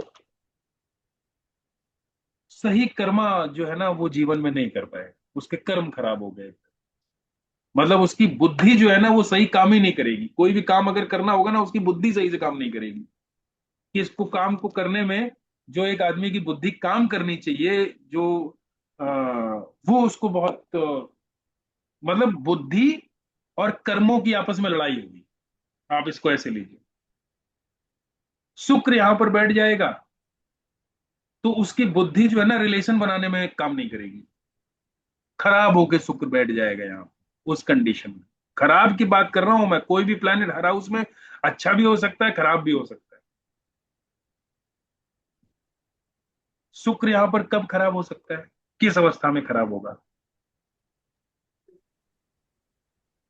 शुक्र यहां पर बैठा हो, शुक्र के घरों में मान लीजिए कोई शत्रु ग्रह बैठ जाए, सेकंड हाउस में कोई शत्रु बैठ जाए शुक्र का, सेवेंथ हाउस में कोई शत्रु ग्रह बैठ जाए, या 10वें घर से यहां पर शुक्र टक्कर खा रहा हो, शुक्र खराब हो गया। ठीक है सर। या और ऐसी सिचुएशन बनी हो 8वें घर में कोई प्लेनेट बैठा हुआ, 8वां घर जो है वो शायद धोखे का हो जाएगा अगर आप काउंट करोगे यहाँ से। 10वां घर होगा ना, 8वां घर यहाँ से। तो यहाँ पर जो है शुक्र बहुत अच्छे रिजल्ट नहीं है ना। तो शुक्र से संबंधित चीजें हैं, मतलब उसके दिमाग में उसकी बुद्धि जो है ना शुक्र के कारक तत्वों के प्रति अच्छे से काम नहीं कर पाएगी। तो यहाँ पर संतान का भाव होता है। तो यहाँ पर 5वें घर को अच्छा जगाने के लिए, 5वें घर की में एनर्जी स्थापित करने के लिए हम, 5वां घर चूंकि बच्चों का होता है, तो किसी भी सरकारी स्कूल में जाके बच्चों को सूर्य से संबंधित चीजें, 5वां घर सूर्य का है ना, सूर्य से संबंधित चीजें या बृहस्पति से संबंधित चीजें। बृहस्पति की तो एनर्जी आ गई, हमने स्कूल को लिया है मतलब बृहस्पति, सरकारी को लिया है मतलब सूर्य, उनको हमने शामिल किया। और सूर्य की ही चीजें उनको खिलाइए, जैसे आटे के बने हुए लड्डू खिला सकते हैं, मीठे लड्डू, गेहूं के बनी हुई कोई चीज उनको बांट सकते हैं बच्चों को, है ना। कुछ और भी चीजें हम दे सकते हैं वहां पर। तो इस तरीके की चीजें अगर हम करेंगे, या गेहूं की चीज बंदरों को खिलाना, है ना, ये भी 5th हाउस की एनर्जी को जगाता है, क्योंकि 5वां घर जो होता है वो सूर्य का माना जाता है। तो अब, और बंदर जो होते हैं ना वो भी सूर्य से संबंध रखते हैं, तो बंदरों को गुड़ गेहूं खिलाते रहना, ठीक है। और या सरकारी स्कूल में जाके बच्चों को कुछ खिलाना, ये जो है 5th हाउस की एनर्जी को जागृत करें। 6th हाउस जो होता है, 6th हाउस की एनर्जी को जागृत करने के लिए, 6th हाउस की एनर्जी को हम जागृत कब करेंगे, जैसे मान लीजिए 2nd हाउस में कोई प्लेनेट हो, तो 6th हाउस की एनर्जी को हम जागृत करेंगे, तभी 2nd हाउस में बैठा हुआ प्लेनेट जागृत होगा। या आपको जो है ना, आप कोई व्यापार कर रहे हैं, कोई बिजनेस कर रहे हैं, आपका काम बहुत अच्छे से नहीं चल रहा है, कस्टमर का फ्लो आपके शॉप पे, आपके शोरूम पे बहुत अच्छा नहीं है, आपकी जो भी आप जीवन में सर्विसेज लोगों को प्रोवाइड कर रहे हैं उसका जो है रिजल्ट आपको बहुत अच्छा नहीं मिल रहा है, वैसे 6th हाउस को ना ही जगाए ज्यादा अच्छा है, कम से कम बीमारियों से दूर रहेंगे। भाई 6th हाउस को जगाएंगे तो बीमारी भी तो आएंगी, शत्रु भी तो आएंगे, रोग रिपु ऋण शत्रु ये सब भी तो आएंगे। तो लेकिन कभी कभी सिचुएशन ऐसी आती है कि 6th हाउस को हमको जगाना पड़ता है। 6th हाउस में जो भी मतलब अच्छा प्लैनेट, यहाँ पर जिस प्लैनेट की एनर्जी होगी हम उसको जगाएंगे। उनकी चीज हम जो है यहाँ पर, 6th हाउस क्या होता है, 6th हाउस ठहरा हुआ पानी होता है, जैसे 4th हाउस फ्लोइंग वाटर होता है, तो 6th हाउस ठहरा हुआ पानी होता है, या जमीन के अंदर का पानी, पाताल का पानी, बोरिंग का पानी, कुएं का पानी, तालाब का पानी, है ना, ये 6th हाउस होता है। तो यहां पर हम कोई चीज हम इसमें डालेंगे, लेकिन यहां पर नियम वही लगेगा, एक चीज ध्यान रखिएगा कि यहां पर हम कोई चीज डालने से पहले हमको 2nd हाउस जरूर देखना होगा, और 12th हाउस भी देखना होगा, क्योंकि 12th हाउस में भी तो इस प्लेनेट की एनर्जी जाती है। 6th हाउस से दृष्टि जाती है ना 12th हाउस के ऊपर, और 2nd हाउस से दृष्टि आती है 6th हाउस में। तो कोई भी चीज पाताल में डालने से पहले, यहाँ पर 6th हाउस में स्थापित करने से पहले, हमको वही रूल याद रखना है जो हमने अभी पढ़ा था ना, दोस्त का दोस्त और दुश्मन का दुश्मन, अभी पढ़ा था ना जब फ्रेंडशिप और एनिमी वाले जो वाली जो क्लास थी, वो प्लैनेट की एनर्जी हम समझने की कोशिश कर रहे थे, वो चार। तो उसमें वो एक रूल नहीं था कि सूर्य का पक्का दोस्त कौन, तो उस तरीके से यहाँ पर दोस्त के दोस्त का यहाँ पर कॉन्सेप्ट लगेगा, जो जिसका बहुत अच्छा मित्र होगा उसको हम यहाँ पर स्थापित करेंगे। जैसे मान लीजिए यहाँ पर हमको इसी चीज को स्थापित करना है, जैसे मान लीजिए यहाँ पर 2nd हाउस में मंगल बैठा, 2nd हाउस में मंगल बैठा है, अभी तो मैं एक जनरल बात बता रहा हूं यहां पर स्थापित करने की, बाकी हम कुंडली को देख के हम स्थापित करते हैं कि प्लैनेट को जब हमको देखना होता है ना। जैसे हमको राहु को यहाँ पर स्थापित करना है, 6 हाउस में राहु उच्च का माना जाता है, तो यहाँ पर हम राहु को स्थापित करने के लिए 6 खोटे सिक्के 43 दिन तक जल प्रवाह करेंगे। ऐसे सिक्के जो चलते नहीं है, जो खोटे सिक्के जिसको बोलते हैं, है ना। राहु से संबंधित नीले रंग के फूल भी होते हैं।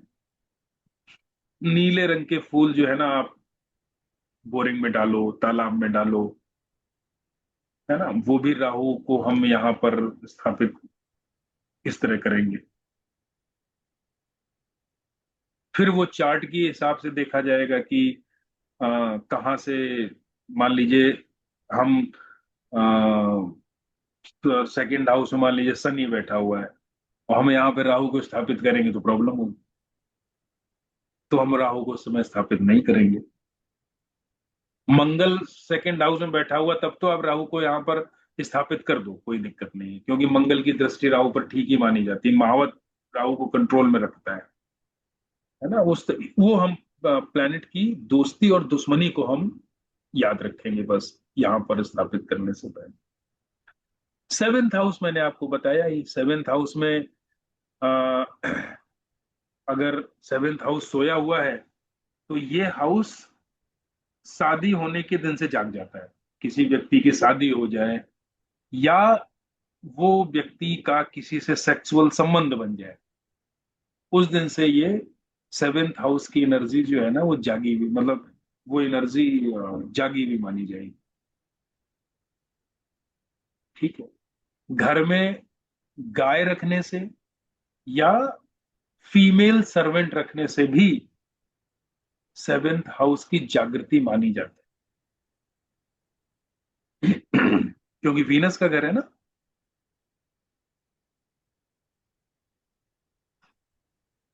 तो वीनस गाय से भी संबंध रखता है, फीमेल से भी संबंध रखता है।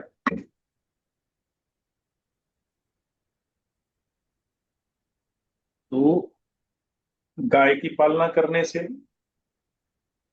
फीमेल सर्वेंट को अपने पास काम पे रखने से, भाई पालना उसकी आप तभी तो कर पाएंगे जब उसको आप काम पे रखेंगे। ऐसे तो आप किसी फीमेल को उठा के अपने घर पे आप नहीं रख सकते हो, वो तो सामाजिक रूप से भी जो है नुकसानदायक है। ठीक है। वहां से 7th हाउस जो है ना वो जागा हुआ माना जाएगा। या फिर जो मैंने आपको बताया कि घास वाली जो जमीन है उसमें आप कोई चीज दबाएंगे, तब 7th हाउस जागा हुआ माना जाएगा। 7th हाउस में शनि उच्च का माना जाता है, तो 7th हाउस में शनि की चीजें हम घास वाली जमीन पे अगर हम दबाएंगे 43 डेज तक, तो यहां पर शनि की एनर्जी को माना जाएगा 7th हाउस में। बाकी 7th हाउस का उपाय हम फर्स्ट हाउस को भी ध्यान में रख के करेंगे। ठीक है, किस प्लैनेट की चीज को हमको यहाँ पर घास वाली जमीन में दबाना है। ठीक है। 8th हाउस जो होता है वो शमशान घाट माना जाता है या फिर वीरान जगह जहां पर कोई व्यक्ति या कोई इंसान बहुत कम जाता है। 8th हाउस वो जगह मानी जाती है। तो 8th हाउस में वैसे तो 8th हाउस को नहीं जगाना चाहिए। 8th हाउस को आप क्यों ही जगाएंगे, क्यों फालतू में बैठे बैठाए जो है समस्या अपने जीवन में लाएंगे 8वां घर एक्टिवेट करके। लेकिन विशेष परिस्थितियों में यहां पर जगाया जाता है, 8वें घर को हमको जगाना पड़ता है। जैसे एक योग है कि 2nd हाउस में अगर शुक्र बैठा है और 8वां घर खाली है तो संतान होने में दिक्कत आती है।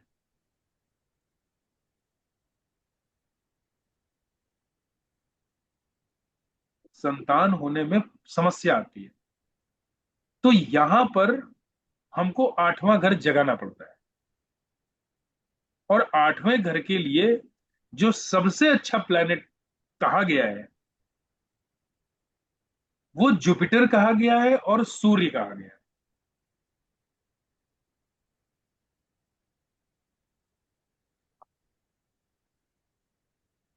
8वें घर में जो सबसे अच्छी एनर्जी मानी गई है वो सूर्य की मानी गई है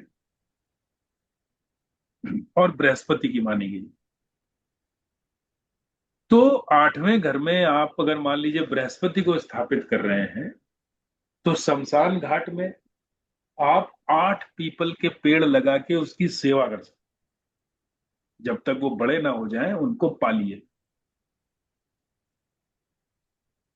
सूर्य की चीज स्थापित करनी है तो तांबे के सिक्के आप शमशान घाट में फेंक सकते हैं 43 डेज तक। 8 तांबे के सिक्के 43 डेज तक आप शमशान घाट में आप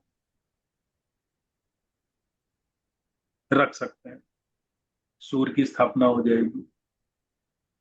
चंद्रमा की स्थापना करनी है। चंद्रमा तो वैसे यहां नीच का होता है, नहीं करनी चाहिए। लेकिन मान लीजिए कोई पापी प्लेनेट बैठा है, वो खराब रिजल्ट दे रहा है, तो उसको शांत करने के लिए, उसको धर्मी ग्रह बनाने के लिए हम चंद्रमा का सहारा लेंगे। तो शमशान घाट में हम पानी के नल की व्यवस्था करेंगे, शमशान घाट में पानी का व्यवस्था करवा देंगे। चंद्रमा की स्थापना होगी। या शमशान घाट से एक बोतल में पानी भर के लाके हम रख लेंगे अपने घर में, चंद्रमा की स्थापना होगी। ठीक है। तो 8वां घर जो है ना, विशेष परिस्थितियों में जगाया जाता है। अगर हमको जगाने की जरूरत पड़ेगी तो शमशान घाट का यूज करेंगे, या ऐसी कोई जगह जो वीरान जगह हो, जहां पर कोई नहीं आता हो, वहां पे हम जगाएंगे। 8वें घर में वैसे चंद्रमा नीच का होता है, लेकिन उम्र के मामले में चंद्रमा यहाँ बहुत अच्छा होता है। नीच का वो इसलिए होता है, वो थोड़ा सा व्यक्ति को, उसका जो मन है ना व्यक्ति का, वो छुपी हुई चीजों की जिज्ञासा उसके अंदर बहुत होती है जानने की। अब वो छुपी हुई जिज्ञासा कुछ भी हो सकती है, किसी की चीजों के बारे में जानना। ये भी चंद्रमा किसी का 8th हाउस में है तो उसको दूसरों की छुपी हुई चीजों को जानने की बड़ी इच्छा रहेगी। इसके जीवन में क्या चल रहा है, इसका पति इससे कैसे पेश आता है, इसका बच्चा इसको सामने ये क्या है, इसके घर की कहानी क्या है, ये चीज जानने की इच्छा बहुत रहती है। जब चंद्रमा, उसका मन छुपी हुई किसी की ऐसी चीजों को जानना जो सामने वाला छुपा के रखे हुए हैं, जब तक उसको पता नहीं कर लेगा उसको चैन नहीं पड़ेगी। 8वें घर का चंद्रमा, या जब बहुत, और यहाँ के 8वें घर की चंद्रमा की स्थिति क्या है, चुगलखोरी, उसकी बात पता करके उससे बोलना, है ना। और मतलब कैसे कहते नहीं है कि इस तरीके की सिचुएशन बन जाए कि डिप्रेशन में चला जाए आदमी। तो यहां पर चंद्रमा इस चीज के मामले में खराब है बस। बाकी यहां पर चंद्रमा पैसे के मामले में भी अच्छा है ना, और उम्र के मामले में भी अच्छा है। और अगर यहाँ पर कोई पापी प्लेनेट बैठे हैं तो उनको जो है ना वो अच्छा भी कर देता है, उनके पापत्व को हर लेता है। तो हर, यहाँ पर चंद्रमा नीच का है, कहते हैं उसको नीच का, लेकिन यहाँ पर चंद्रमा नीच का नहीं है। मतलब नीच का है, मतलब उस तरीके की नीचता वाले रिजल्ट नहीं देता है कि चंद्रमा बहुत खराब हो जाए। ठीक है। 9th हाउस जो है वो आपके भाग्य का है, आपके पूर्वजों का है, और ये जुपिटर का हाउस है।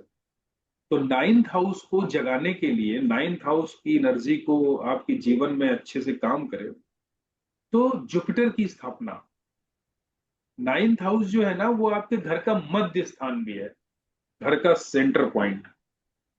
वहां पर साफ रखें, बृहस्पति की चीजों के दुश्मन ग्रह, बृहस्पति के दुश्मन की ग्रहों की चीजें यहां पर ना हो। ठीक है। केसर हल्दी का तिलक लगाएं, खासकर नाभि में। नाभि भी जो होती है ना वो सेंटर पॉइंट है बॉडी का। ठीक है। तो माथे पर, नाभि पर केसर या हल्दी का तिलक लगाने से 9th हाउस जाग जाता है। ठीक है। 10th हाउस को जगाने के लिए, 10th हाउस में मंगल उच्च का माना जाता है। तो मंगल की चीजें हम 10th हाउस में देंगे तो ज्यादा अच्छा माना जाए। मंगल की चीजें क्या है? मंगल की चीजें, मसूर की दाल मंगल से संबंध रखती है। मीठा कुछ भी हो, चाहे मीठी सौंफ हो, चाहे वो मीठा, वो जो अ, मिश्री दाना होते हैं वो भी मीठा, मंगल से ही संबंधित मीठी कोई भी चीज, है ना। ये 10वां घर क्या है? 10वां घर जो है ना वो सरकारी संस्थान जितने हैं। 10वां घर आपके कर्म से रिलेटेड है, आपके करियर से रिलेटेड है। तो किसी भी सरकारी संस्थान में, और खासकर ऐसे सरकारी संस्थान जहां पर शनि की भी प्रेजेंस हो। शनि की प्रेजेंस मतलब जहां पर इस तरीके के ऑफिस, जैसे लोहे का काम होता हो, जैसे रेलवे स्टेशन, ठीक है, या बड़ी बड़ी फैक्ट्री जो होती हैं, सरकारी फैक्ट्री, ठीक है, या नगर निगम वाले ऑफिस जहां पर सरकारी सफाई सफाई कर्मचारी रहते हों, उनसे संबंधित जो ऑफिसेज होते हैं, ऐसी चीजों को, ऐसे ऑफिस में जाके मंगल की चीजों को, एक मुट्ठी सौंफ आप वहां पे रखा हो, मसूर की दाल आप जो है वहां पे रख सकते हो, एक मुट्ठी, है ना। या फिर सरकारी ऑफिस में अगर घुसने को ना मिले तो जो है, जो सरकारी भवन की जो छाया जहां पर पड़ रही हो, उस एरिया में जो है आप चीजों को आप दबा सकते हैं मिट्टी में। शनि से संबंधित आप चीजें यहां पर रख सकते हैं, जैसे मंगल यहां पर उच्च का है तो शनि अपने घर का है। तो शनि, शनि का चीजें क्या होती है? साबुत बादाम। आप 10 साबुत बादाम सरकारी जगह पे जाके दबा सकते हैं, सरकारी जगह पे जाके रख सकते हैं।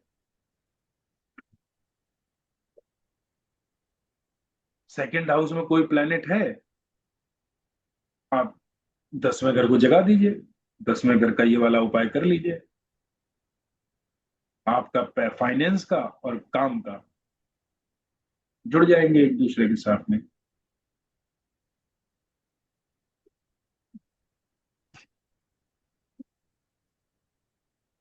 ये 11th हाउस, ये भी मंदिर जाने से जागता है, लेकिन कौन से मंदिर? जो पहाड़ों पे मंदिर होते हैं, वैष्णो देवी, या ऐसे मंदिर जिसको हमको एनर्जी लेने के लिए हमको पहाड़ों पे चढ़ाई करनी पड़ती है।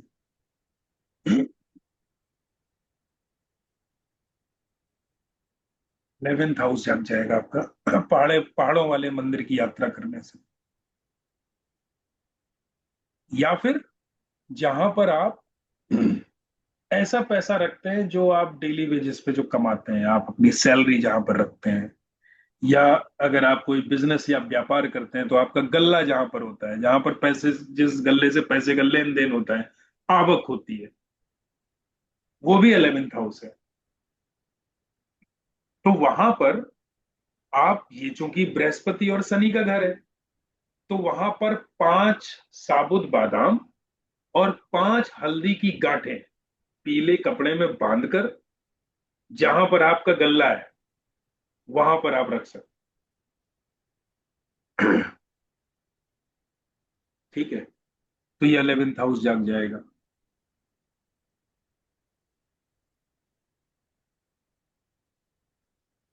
बारहवां घर, 12वां घर जो होता है वो मंदिर की छत या घर की छत मानी जाती है। मंदिर की छत या घर की छत। और 12वें घर में केतु उच्च का रिजल्ट देता है, केतु उच्च माना जाता है। और केतु होता है झंडा। तो 12वें घर को जगाने के लिए केतु की स्थापना वहां पर करनी चाहिए, मतलब छत पर झंडा लगाना चाहिए, लाल झंडा, जिसकी जो तिकोना झंडा, क्योंकि तिकोना केतु होता है, तिकोना झंडा लाल रंग का, जिसकी किनारी जो है ना वो गोल्डन कलर की हो। या विदेश जाने से ये घर जाग जाता है। आप अपना जन्म स्थान छोड़ के किसी ऐसी जगह पे चले जाएं जहां का प्रवेश बिल्कुल अलग हो। जैसे कोई आदमी दिल्ली रह रहा है, चेन्नई चला जाए, ना जाए विदेश, हर आदमी विदेश नहीं जा पाता है ना। मतलब जहां पे कल्चर बिल्कुल डिफरेंट हो, तब भी 12वां घर जाग जाता है। 12वां घर कोर्ट कचहरी अस्पताल वगैरह का भी होता है।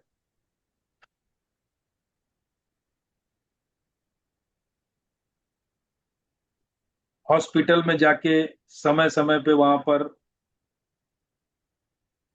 पर बैठ के, भले ही आप बीमार नहीं है, हॉस्पिटल जाओ, आराम से वहां पर बैठो थोड़ी देर, और जिसको आपको लगे कि जो है ये व्यक्ति, इसको दवा की जरूरत है, इसको पैसे की जरूरत है, उसको दवा खरीद के दे दो।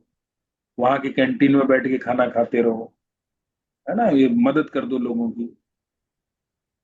तब भी 12वां घर आपका पॉजिटिव काम करेगा। किसी भी तरीके से आप 12वें घर को, और सबसे अच्छा तरीका है कि छत, मंदिर की छत पे या घर की छत पे झंडा लगा दो। 12वें घर, बृहस्पति भी यहाँ पर अच्छे रिजल्ट देता है, तो घर की छत पे आप जो है चने की दाल रख सकते हैं। 12वें घर में मंगल भी बहुत अच्छे रिजल्ट देता है, चीनी के बोरे रख सकते हो आप छत पे।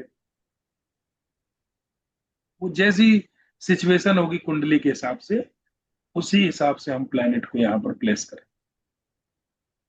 राहु यहाँ पर 12वें घर में बैठा हुआ है। अब आपको किसी ऐसे प्लेनेट को वहां पर स्थापित करना होगा जो राहु को कंट्रोल में रखे। अब राहु को कंट्रोल में यहाँ पर कौन रखेगा? सबसे ज्यादा कंट्रोल यहाँ पर कौन करेगा राहु को? मंगल। मंगल करेगा। तो आप चीनी के बोरे, खास कम से कम 12 किलो चीनी जो है ना, आप छत पे रख दो। वैसे लाल किताब तो कहती है 12 बोरे रख दो चीनी के भर के, 12 बोरे। अब पहले जो, जब खेती वगैरह वो गांव में वो जो लोग रख सकते हैं, शहर में तो कोई 12 बोरे चीनी के नहीं रख सकता। तो 12 किलो चीनी रख दो आप। सर फ्लैट होगा तो फिर छत कैसे मिलेगी? तो फिर आप मंदिर की छत पे झंडा लगाओ, मंदिर की छत पे झंडा लगा सकते ओके सर। है ना। वो तो खैर फ्लैट की छत पे भी कर सकते हो, वो तो फ्लैट की छत सबके, वो कॉमन हो गई वो। हाँ लेकिन जी। फिर हम मंदिर की छत का यूज करेंगे। एक पुजारी को आप मंदिर में देके एक झंडा दे दो कि हम झंडा लगवाना चाहते हैं मंदिर में। या ऐसे मंदिर का आप यूज करो जो आपके पुश्तैनी मंदिर हो, पूर्वजों का मंदिर हो, जन्म स्थान वाला मंदिर, है ना, ओके। अपनी कुल देवी का मंदिर, कुल देवी या कुल देवता जो भी हो, ओके सर। वहां पे दे सकते हो आप। वो सबसे अच्छा माना जाता है।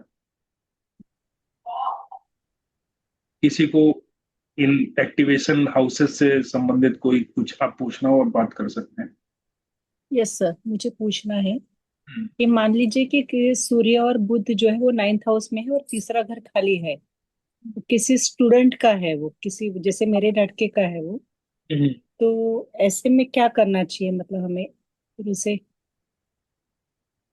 यहाँ पर देखिए, सबसे पहले तो ना 9th हाउस को देखने से पहले सबसे ज्यादा हमको फोकस करना चाहिए 11वें घर पे। क्योंकि 9th हाउस तो अपने आप में अच्छा हाउस माना जाता है। यहाँ पर जो भी प्लेनेट आ गया, समझ लो हम्म। वो आपके भाग्य को जगाने आया है। यहाँ पर जो भी प्लेनेट आएगा 9th हाउस को, तो अच्छा। 9th हाउस के हम प्लेनेट को बहुत ज्यादा, 3rd हाउस से हम, मतलब पहली प्रायोरिटी होगी कि हम 11th हाउस को देखें 3rd हाउस में स्थापित करने से पहले। तो क्या 11th हाउस में कोई प्लेनेट है? नहीं है। नहीं है, तब ठीक है। तो हम यहाँ पर किसी जैसे सूर्य और बुध हैं, तो यहाँ पर हम जुपिटर की चीजें भी पहन सकते हैं हाथ में। यहाँ पर हम मंगल की चीजें भी पहन सकते हैं। ओके, तो मतलब जैसे तांबे का कड़ा पहन सकते हैं या सोने तांबे का? का कड़ा पहन सकते हैं, गोल्ड की चेन पहन सकते हैं हाथ में, ब्रेसलेट जिसको बोलते हैं, या गोल्ड का कड़ा पहन सकते हैं, गोल्ड की अंगूठी पहन सकते हैं। ओके। चांदी भी हम पहन सकते हैं, चांदी का कड़ा भी हम पहन सकते हैं। अच्छा, हाँ। मतलब मैं चाहती हूँ कि अगर अच्छे ग्रह बैठे हैं तो फिर, क्योंकि वो अ, उच्च शिक्षा भी होता है ना वहां से, नहीं, 9th हाउस। अच्छी शिक्षा के लिए आप जो है ना उसको चांदी का कड़ा पहनाइए। अच्छा, राइट हैंड में। हम्म। ठीक है सर। सर हाँ सर जी। जैसे कि मेरे डॉटर के में 7th हाउस में बुध बैठा हुआ है और 1st हाउस खाली है, तो मतलब बुध सोया रहेगा 34 साल की उम्र तक। पर आप जैसे बोल रहे हैं कि अगर वो उसको पहले ही जगाया जाए तो वो उस उम्र में खराब रिजल्ट नहीं देगा। तो इस कंडीशन में क्या वो जो सूर्य को स्थापित कर दिए तो अच्छा रहेगा, क्योंकि सूर्य की दृष्टि जो बुध पे अच्छी रहती है हेल्थ वगैरह के लिए भी और माइंड वगैरह के लिए भी। तांबे का सिक्का पहना सकते हैं। जो छेद वाला आता है सर। हाँ, वो पहना सकते हैं उनको। तांबे का सिक्का पहना सकते हैं। आप जो है ना गले में काला धागा भी डलवा सकते हैं। बुध यहाँ पर है तो बुध के जितने भी मित्र हैं आप उनसे संबंधित कोई भी चीज आप यहाँ पर स्थापित करवा सकते हैं। जैसे जब बुध यहाँ पर होता है तो शनि भी अच्छे रिजल्ट देता है 1st हाउस में। तो शनि की कोई चीज आप पहना सकते हैं। काला धागा हो गया या जो भी और भी चीजें हैं। सर अगर सेकंड हाउस भी खाली है, हम्म। 8th हाउस भी खाली है हम्म। और 10th हाउस में राहु है हम्म। और 5th हाउस में कृष्ण पक्ष का चंद्र हम्म। और मंगल और शनि है, तो फिर शनि को यहाँ से हटाया जाए। 10th हाउस में राहु है तो पंचम भाव में जितने भी प्लैनेट होंगे ना सब खराब हो गए। तो सबको हटाया जाए। हाँ, या फिर हम यहाँ पर राहु को हटाएंगे या फिर हम यहाँ हाँ पर जी। पंचम भाव के जितने भी पंचम भाव में प्लैनेट बैठे हैं उनको हटाएंगे। तो यहाँ हाँ पर जी। सबसे अच्छा ये है कि चंद्रमा की चीजों को धर्म स्थान में दे दें और ठीक है। राहु की चीजों को जल प्रवाह करवा दें। सिंपल। ठीक। तो जैसे कोई लिक्विड हुआ राहु का, ब्लैक इंक हुआ, उसको नहीं मान नहीं, लो। आप जो है ना राहु की चीजें बहुत सारी होती हैं। राहु की चीजें खोटे सिक्के भी होते हैं, तो 10 kg के आसपास खोटे सिक्के तो थोड़ा सा मिलना टफ है, वो भी करवा हाँ सकते हैं। जी।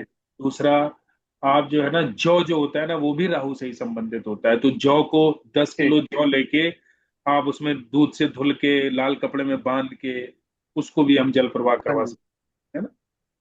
ठीक है। और चूंकि शनि के घर में तो राहु एक ही। बैठा है तो यहाँ पर हम हाँ जी। कोयले का भी प्रयोग कर सकते हैं। अच्छा। ये चीजें हम जल ठीक। प्रवाह करवा सकते हैं। तो एक ही बार जल प्रवाह से काम हो जाएगा सर, या 43 दिन ही करना पड़ेगा? देखिए, क्वांटिटी के ऊपर भी डिपेंड करता है। अब उपाय जो है ना वो कितनी प्लेनेट आपको कितना नुकसान पहुंचा रहा है। भाई जैसे डॉक्टर नहीं होता है, वो दवा जो है ना उतनी हाँ डोज जी। देता है जिस हिसाब की बीमारी होती है। अब राइट। हाँ है जी। ना, तो उसी हिसाब से हमको देखना है कि अगर वो प्लेनेट बहुत ज्यादा परेशान किए है, उसकी वजह से बहुत सारा प्रॉब्लम आ रही है, तब हम उसके उपाय हम पूरी शिद्दत से 43 डेज तक करते ठीक है। हैं, है ना। नहीं तो फिर अगर सिर्फ ऐसे ही नॉर्मल अगर हमको उपाय करना है जिससे ये प्लेनेट आगे परेशानी ना दे, तो बीच बीच में कभी हाँ जी। साल में एक बार करते रहो, एक आध बार, ठीक है। है ना, इस तरीके ठीक से। है सर।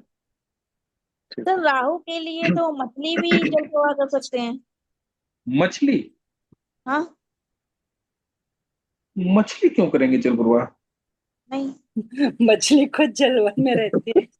नहीं नहीं, जैसे कई लोग बोलते हैं कि पहले मछली को खरीद के फिर उसको छोड़ दो, तो वो भी राहु का ही उपाय रहता है। नहीं नहीं, मछली जो है ना शनि से संबंधित है। तो इनका राहु भी तो शनि के ही ना घर में बैठा है सर। नहीं नहीं, शनि के घर में बैठा हुआ है, लेकिन यहाँ पर कर सकते हैं, वो भी कर सकते हैं। शनि की चीजों को हम अगर देखें तो मछली का यूज कर सकते हैं, बिल्कुल किया जा सकता है। बाकी शनि की चीज थोड़ा सा कोयला वगैरह आसानी से मिल जाता है, कोयले का उपाय आसानी से किया जा सकता है, तो इसको भी कर सकते सर, हैं। हाँ जी। अगर 7th हाउस में सूर्य बुध शुक्र तीनों है और 1st हाउस खाली है तो यहाँ पर किसी ऐसे प्लेनेट को आप स्थापित करो जिसकी दृष्टि जो है ना वो शुभ होती हो। जैसे जुपिटर की दृष्टि, आप गोल्ड की चैन पहन सकते अच्छा। हैं। जुपिटर की दृष्टि जो है ना बहुत खराब नहीं करती किसी भी प्लेनेट को। हम्म। इसीलिए गोल्ड की चीजें पहनना बड़ा सेफ रहता है। अधिकतर आपको गोल्ड की चेन पहने हुए लोग मिल जाएंगे, हाँ जी। है ना, तो गोल्ड की चेन पहना सकते हो आप। सर मुझे तो कंफ्यूजन अभी मैं किस प्लैनेट्स जब साथ में आते हैं और वो सारे एक दूसरे के मित्र नहीं होते ना, मैं बस कंफ्यूजन मुझे वही होता है। जैसे कि मेरे सेकंड हाउस में बुध है। तो उसकी सुनो, उसके हाँ उसके लिए क्या करना होगा। हाँ जी।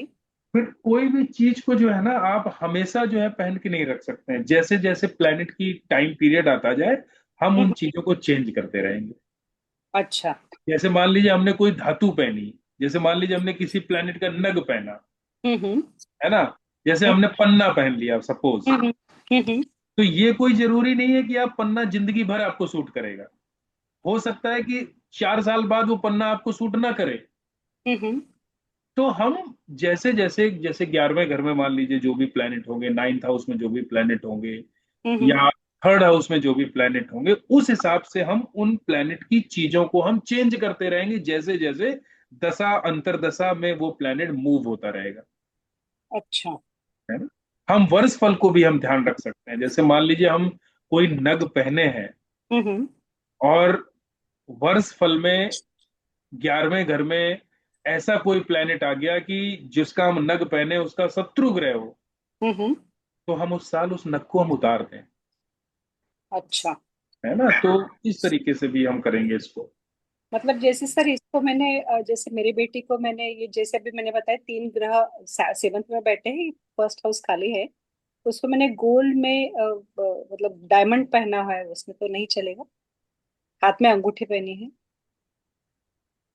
नहीं नहीं, 7th हाउस से हाथ का क्या मतलब।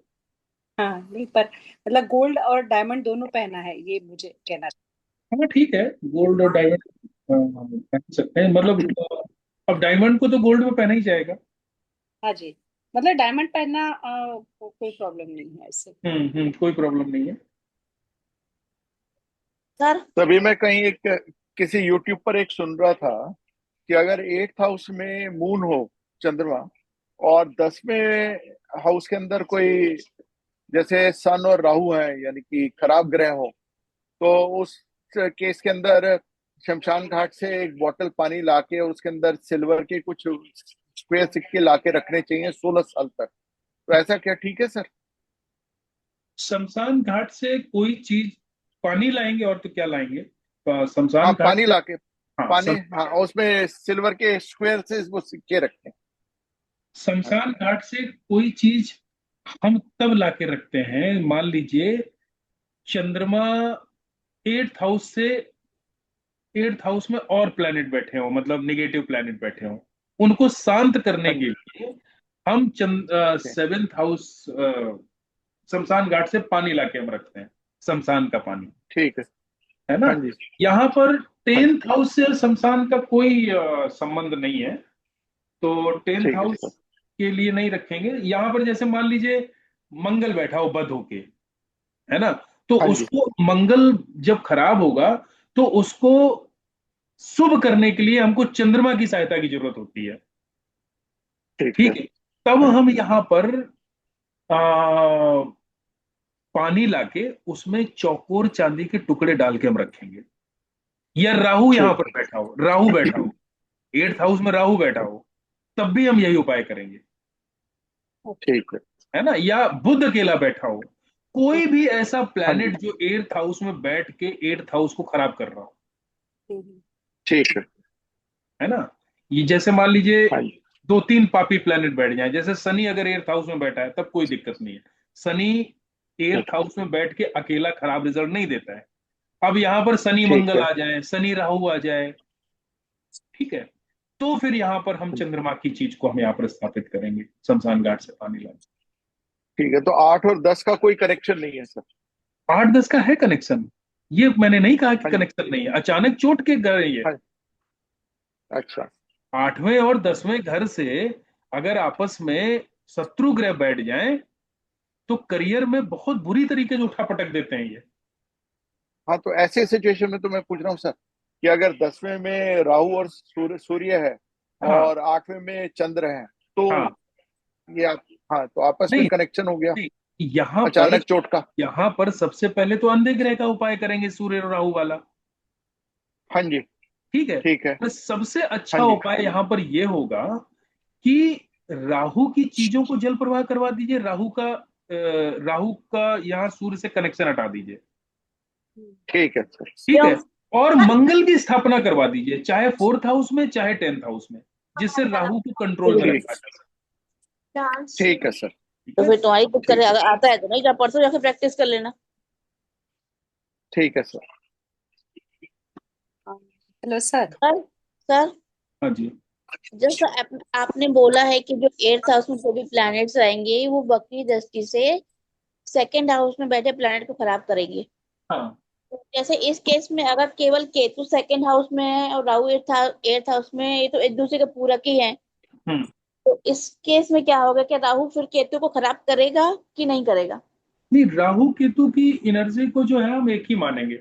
राहु केतु की जब भी हमको कुंडली पे प्रेडिक्शन करनी होती है, सिचुएशन देखनी होती है, तो जैसे राहु केतु यहाँ पर बैठे हुए हैं, तो हम राहु केतु 2nd हाउस और 8th हाउस दोनों को एक साथ लेके करेंगे। ये एक दूसरे को कभी खराब नहीं करते, ये तो पूरक है एक दूसरे के।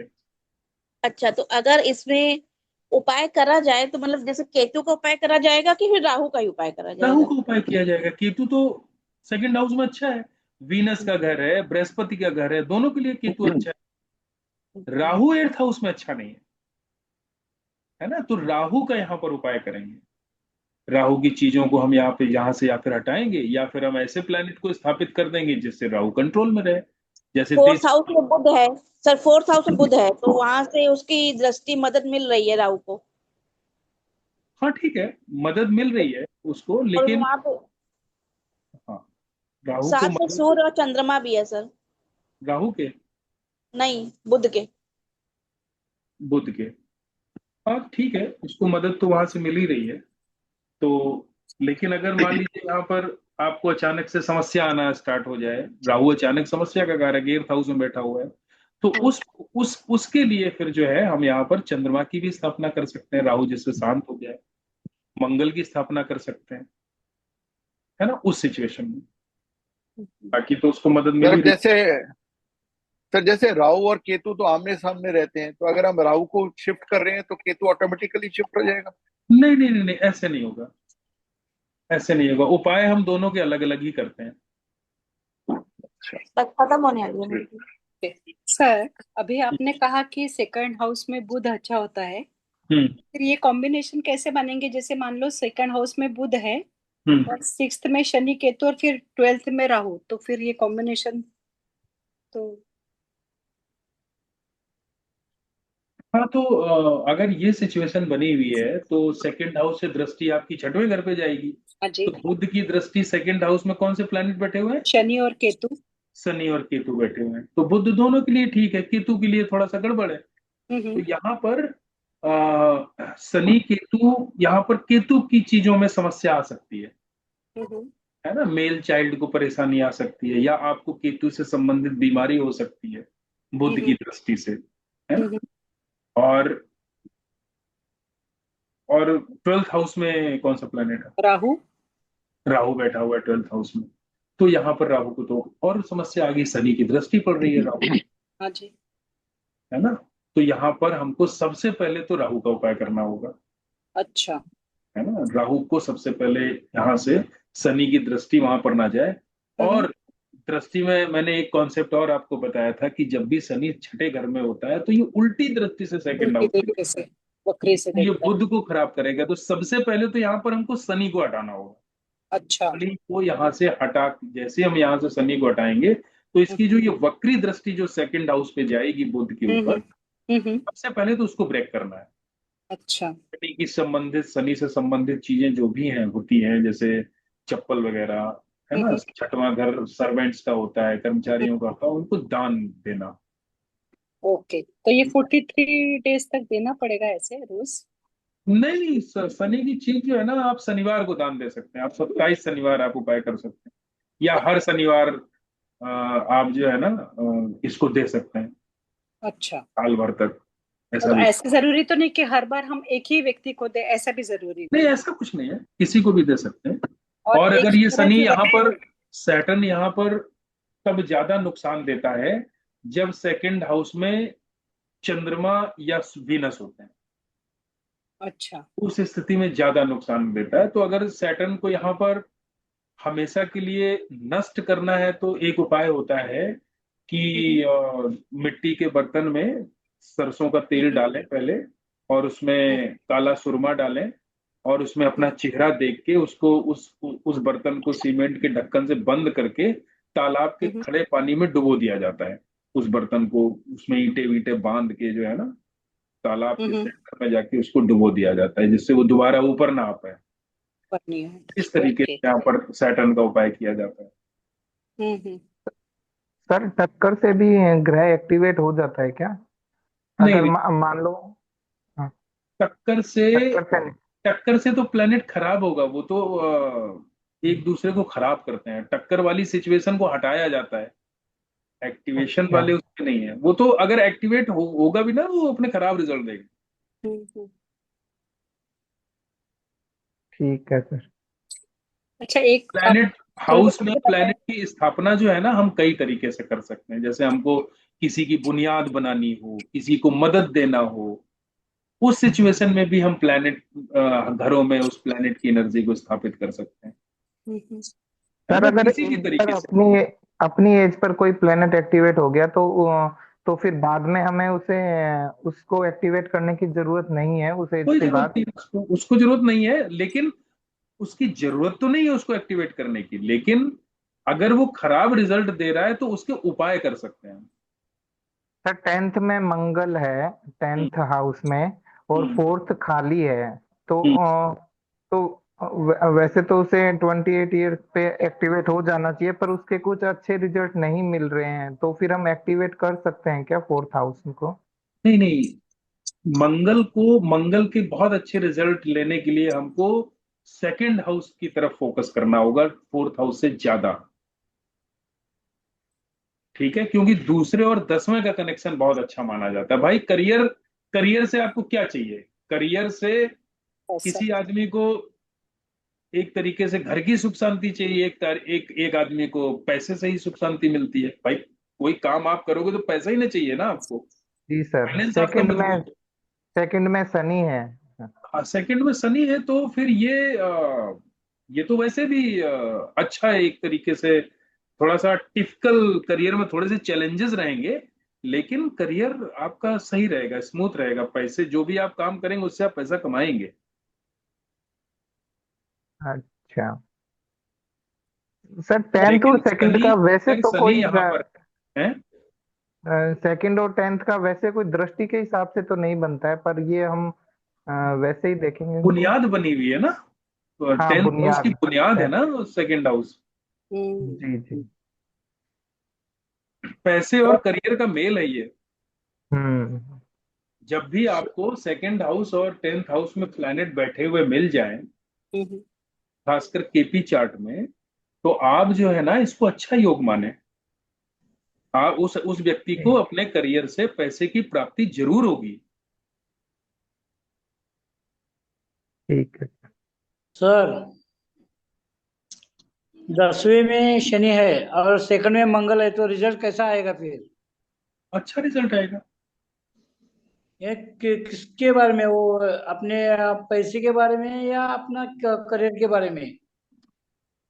सेकंड हाउस और 10th हाउस में जब भी प्लैनेट होते हैं तो ये पैसे और करियर का मेल माना जाता है। तो जो भी वो काम करेगा वो व्यक्ति उससे पैसा कमाएगा। अब यहां पर ऐसा आदमी अगर टेक्निकल कामों में हो जाए, भूमि से संबंधित कामों में काम करे, कोई ऐसा काम जो बैठ के किया जा सके, चलने फिरने वाला काम नहीं, बैठ के करने वाला, बहुत अच्छे रिजल्ट आएंगे। कोई कारखाना रन कर रहा हो, कारखाने से संबंधित काम, कोई टेक्निकल काम, टेक्नोलॉजी से संबंधित काम, फोर्स आर्म्स, हथियारों से संबंधित काम, ठीक है, यानी लोहे इंजीनियर हो सकता है, लोहे का काम कर सकता है वो, शनि का भूमि से लोहे का काम, और मंगल का? भूमि से संबंधित काम ये भी कर सकता है वो। अच्छा।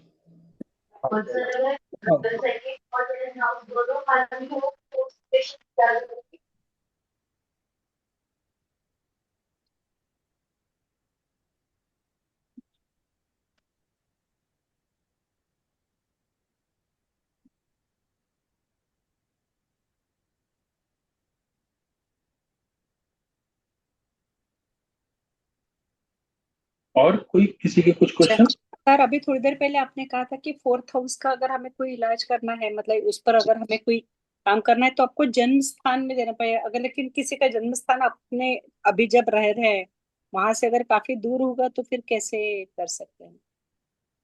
देखो, जन्म स्थान जो है ना, हम उसको भी मान लेते हैं जहां पर वो एक तरीके से वो रहने लग जाए, है ना, उसने अपना आशियाना पूरा बना लिया हो, उसकी प्रॉपर एनर्जी वहां पे हो, हम्म। उसको भी हम जन्म स्थान ही मान लेते हैं। ना तो ये कर्म स्थान ही अब जब जन्म स्थान बन जाता है फिर हाँ, हमारा। जहाँ पे आपका अपना घर हो वहां पे उसको भी मान सकते हैं, वहां पे भी हम उपाय कर सकते हैं। कर सकते हैं। तो एक क्वेश्चन मेरा है, अगर सेकंड हाउस और 10th हाउस दोनों खाली हो तो फिर वही, वो आज ही तो हमने चैप्टर पढ़ा है, वो दोनों ही घरों को जगाने वाला होता है। वैसे सेकंड हाउस और 10th हाउस अगर खाली है ना दोनों, वो हाँ तब जी। भी सही है। अगर जैसे मान लीजिए सेकंड हाउस में कोई प्लैनेट बैठा है और हाँ 10th जी। हाउस में कोई प्लैनेट नहीं है, एक हाँ जी। कुंडली ये हो गई, हाँ दूसरी जी। कुंडली हो गई, सेकंड हाउस भी खाली है, 10th हाउस भी खाली है। तो अगर हम जी। दोनों की अगर हम तुलना करें तो दूसरी वाली कुंडली ज्यादा अच्छी मानी जाएगी, सेकंड हाउस भी खाली हो, 10th हाउस भी खाली हो। ओके। और वो अगर जैसे सेकंड हाउस खाली है, 6th में गुरु है, 8th में चंद्रमा है, हम्म तो इस सिचुएशन में क्या करेंगे? जैसे मेनली ये मेरे बेटे की कुंडली है, और अगर मुझे एजुकेशन में कंसंट्रेशन के लिए देखना हो, करियर के लिए देखना हो, तो हम क्या करेंगे इसमें?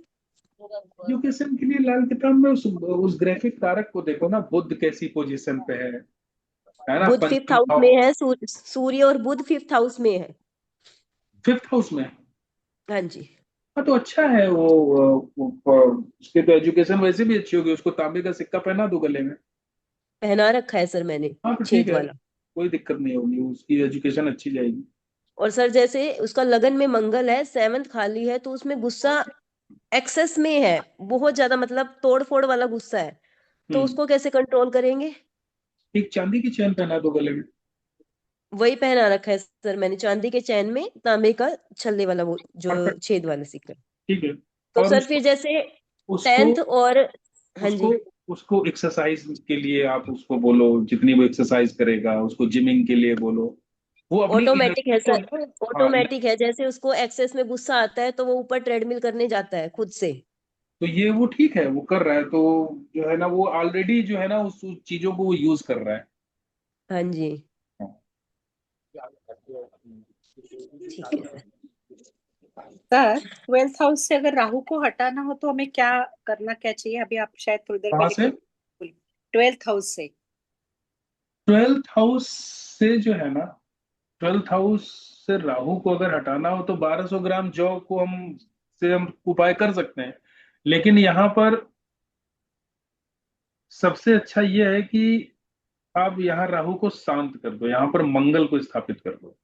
अच्छा। बार देखो, राहु 12वां घर क्या है? 12वां घर जो है ना आपका बिस्तर है, हम्म। और राहु क्या है? आपका सर है। हम्म। तो यहाँ पर जो आप तकिया यूज करते हो अपने बिस्तर पे, हाँ जी। उसमें जो है ना मंगल की चीज, जैसे सौंफ, हम्म। 1200 ग्राम सौंफ और हम्म। एक मंगल का रतन डाल दो उसमें, मूंगा। अच्छा। कल उसकी पोटली बना के आप अपनी तकिया के नीचे जो है ना उसको रख के यूज किया करो, अच्छा। तो राहु अपने आप शांत रहेगा अच्छा यहाँ। रहेगा। ओके। ठीक।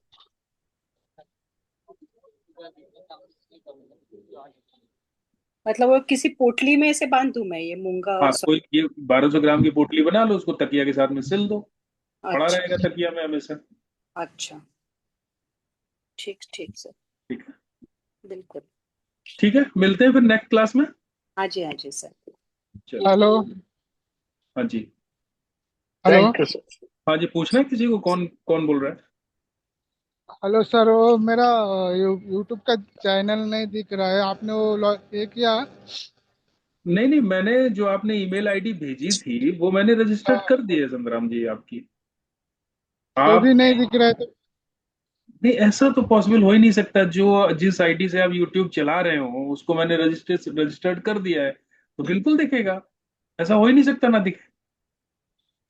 सर जैसे मरा ना बाकी के सारे, पर मेरे फोर्थ वाला जो है ना वो नहीं दिख रहा है मेरा। हाँ, तो उस वाले वीडियो में मैंने आपकी ईमेल आईडी हो सकता है मैं डालना भूल गया हूँ। पहले कुछ वीडियो पे मैंने डाली नहीं थी ना, तब आप लोगों ने भेजी नहीं थी, किसी की गलत थी, सर है ना। प्लीज तो मैं देख लूंगा, फोर्थ वाले वीडियो पे मैं देख लूंगा एक बार, सर, ठीक है। नेक्स्ट क्लास में ना मुझे वो मसनूई ग्रह से कुछ पूछना है।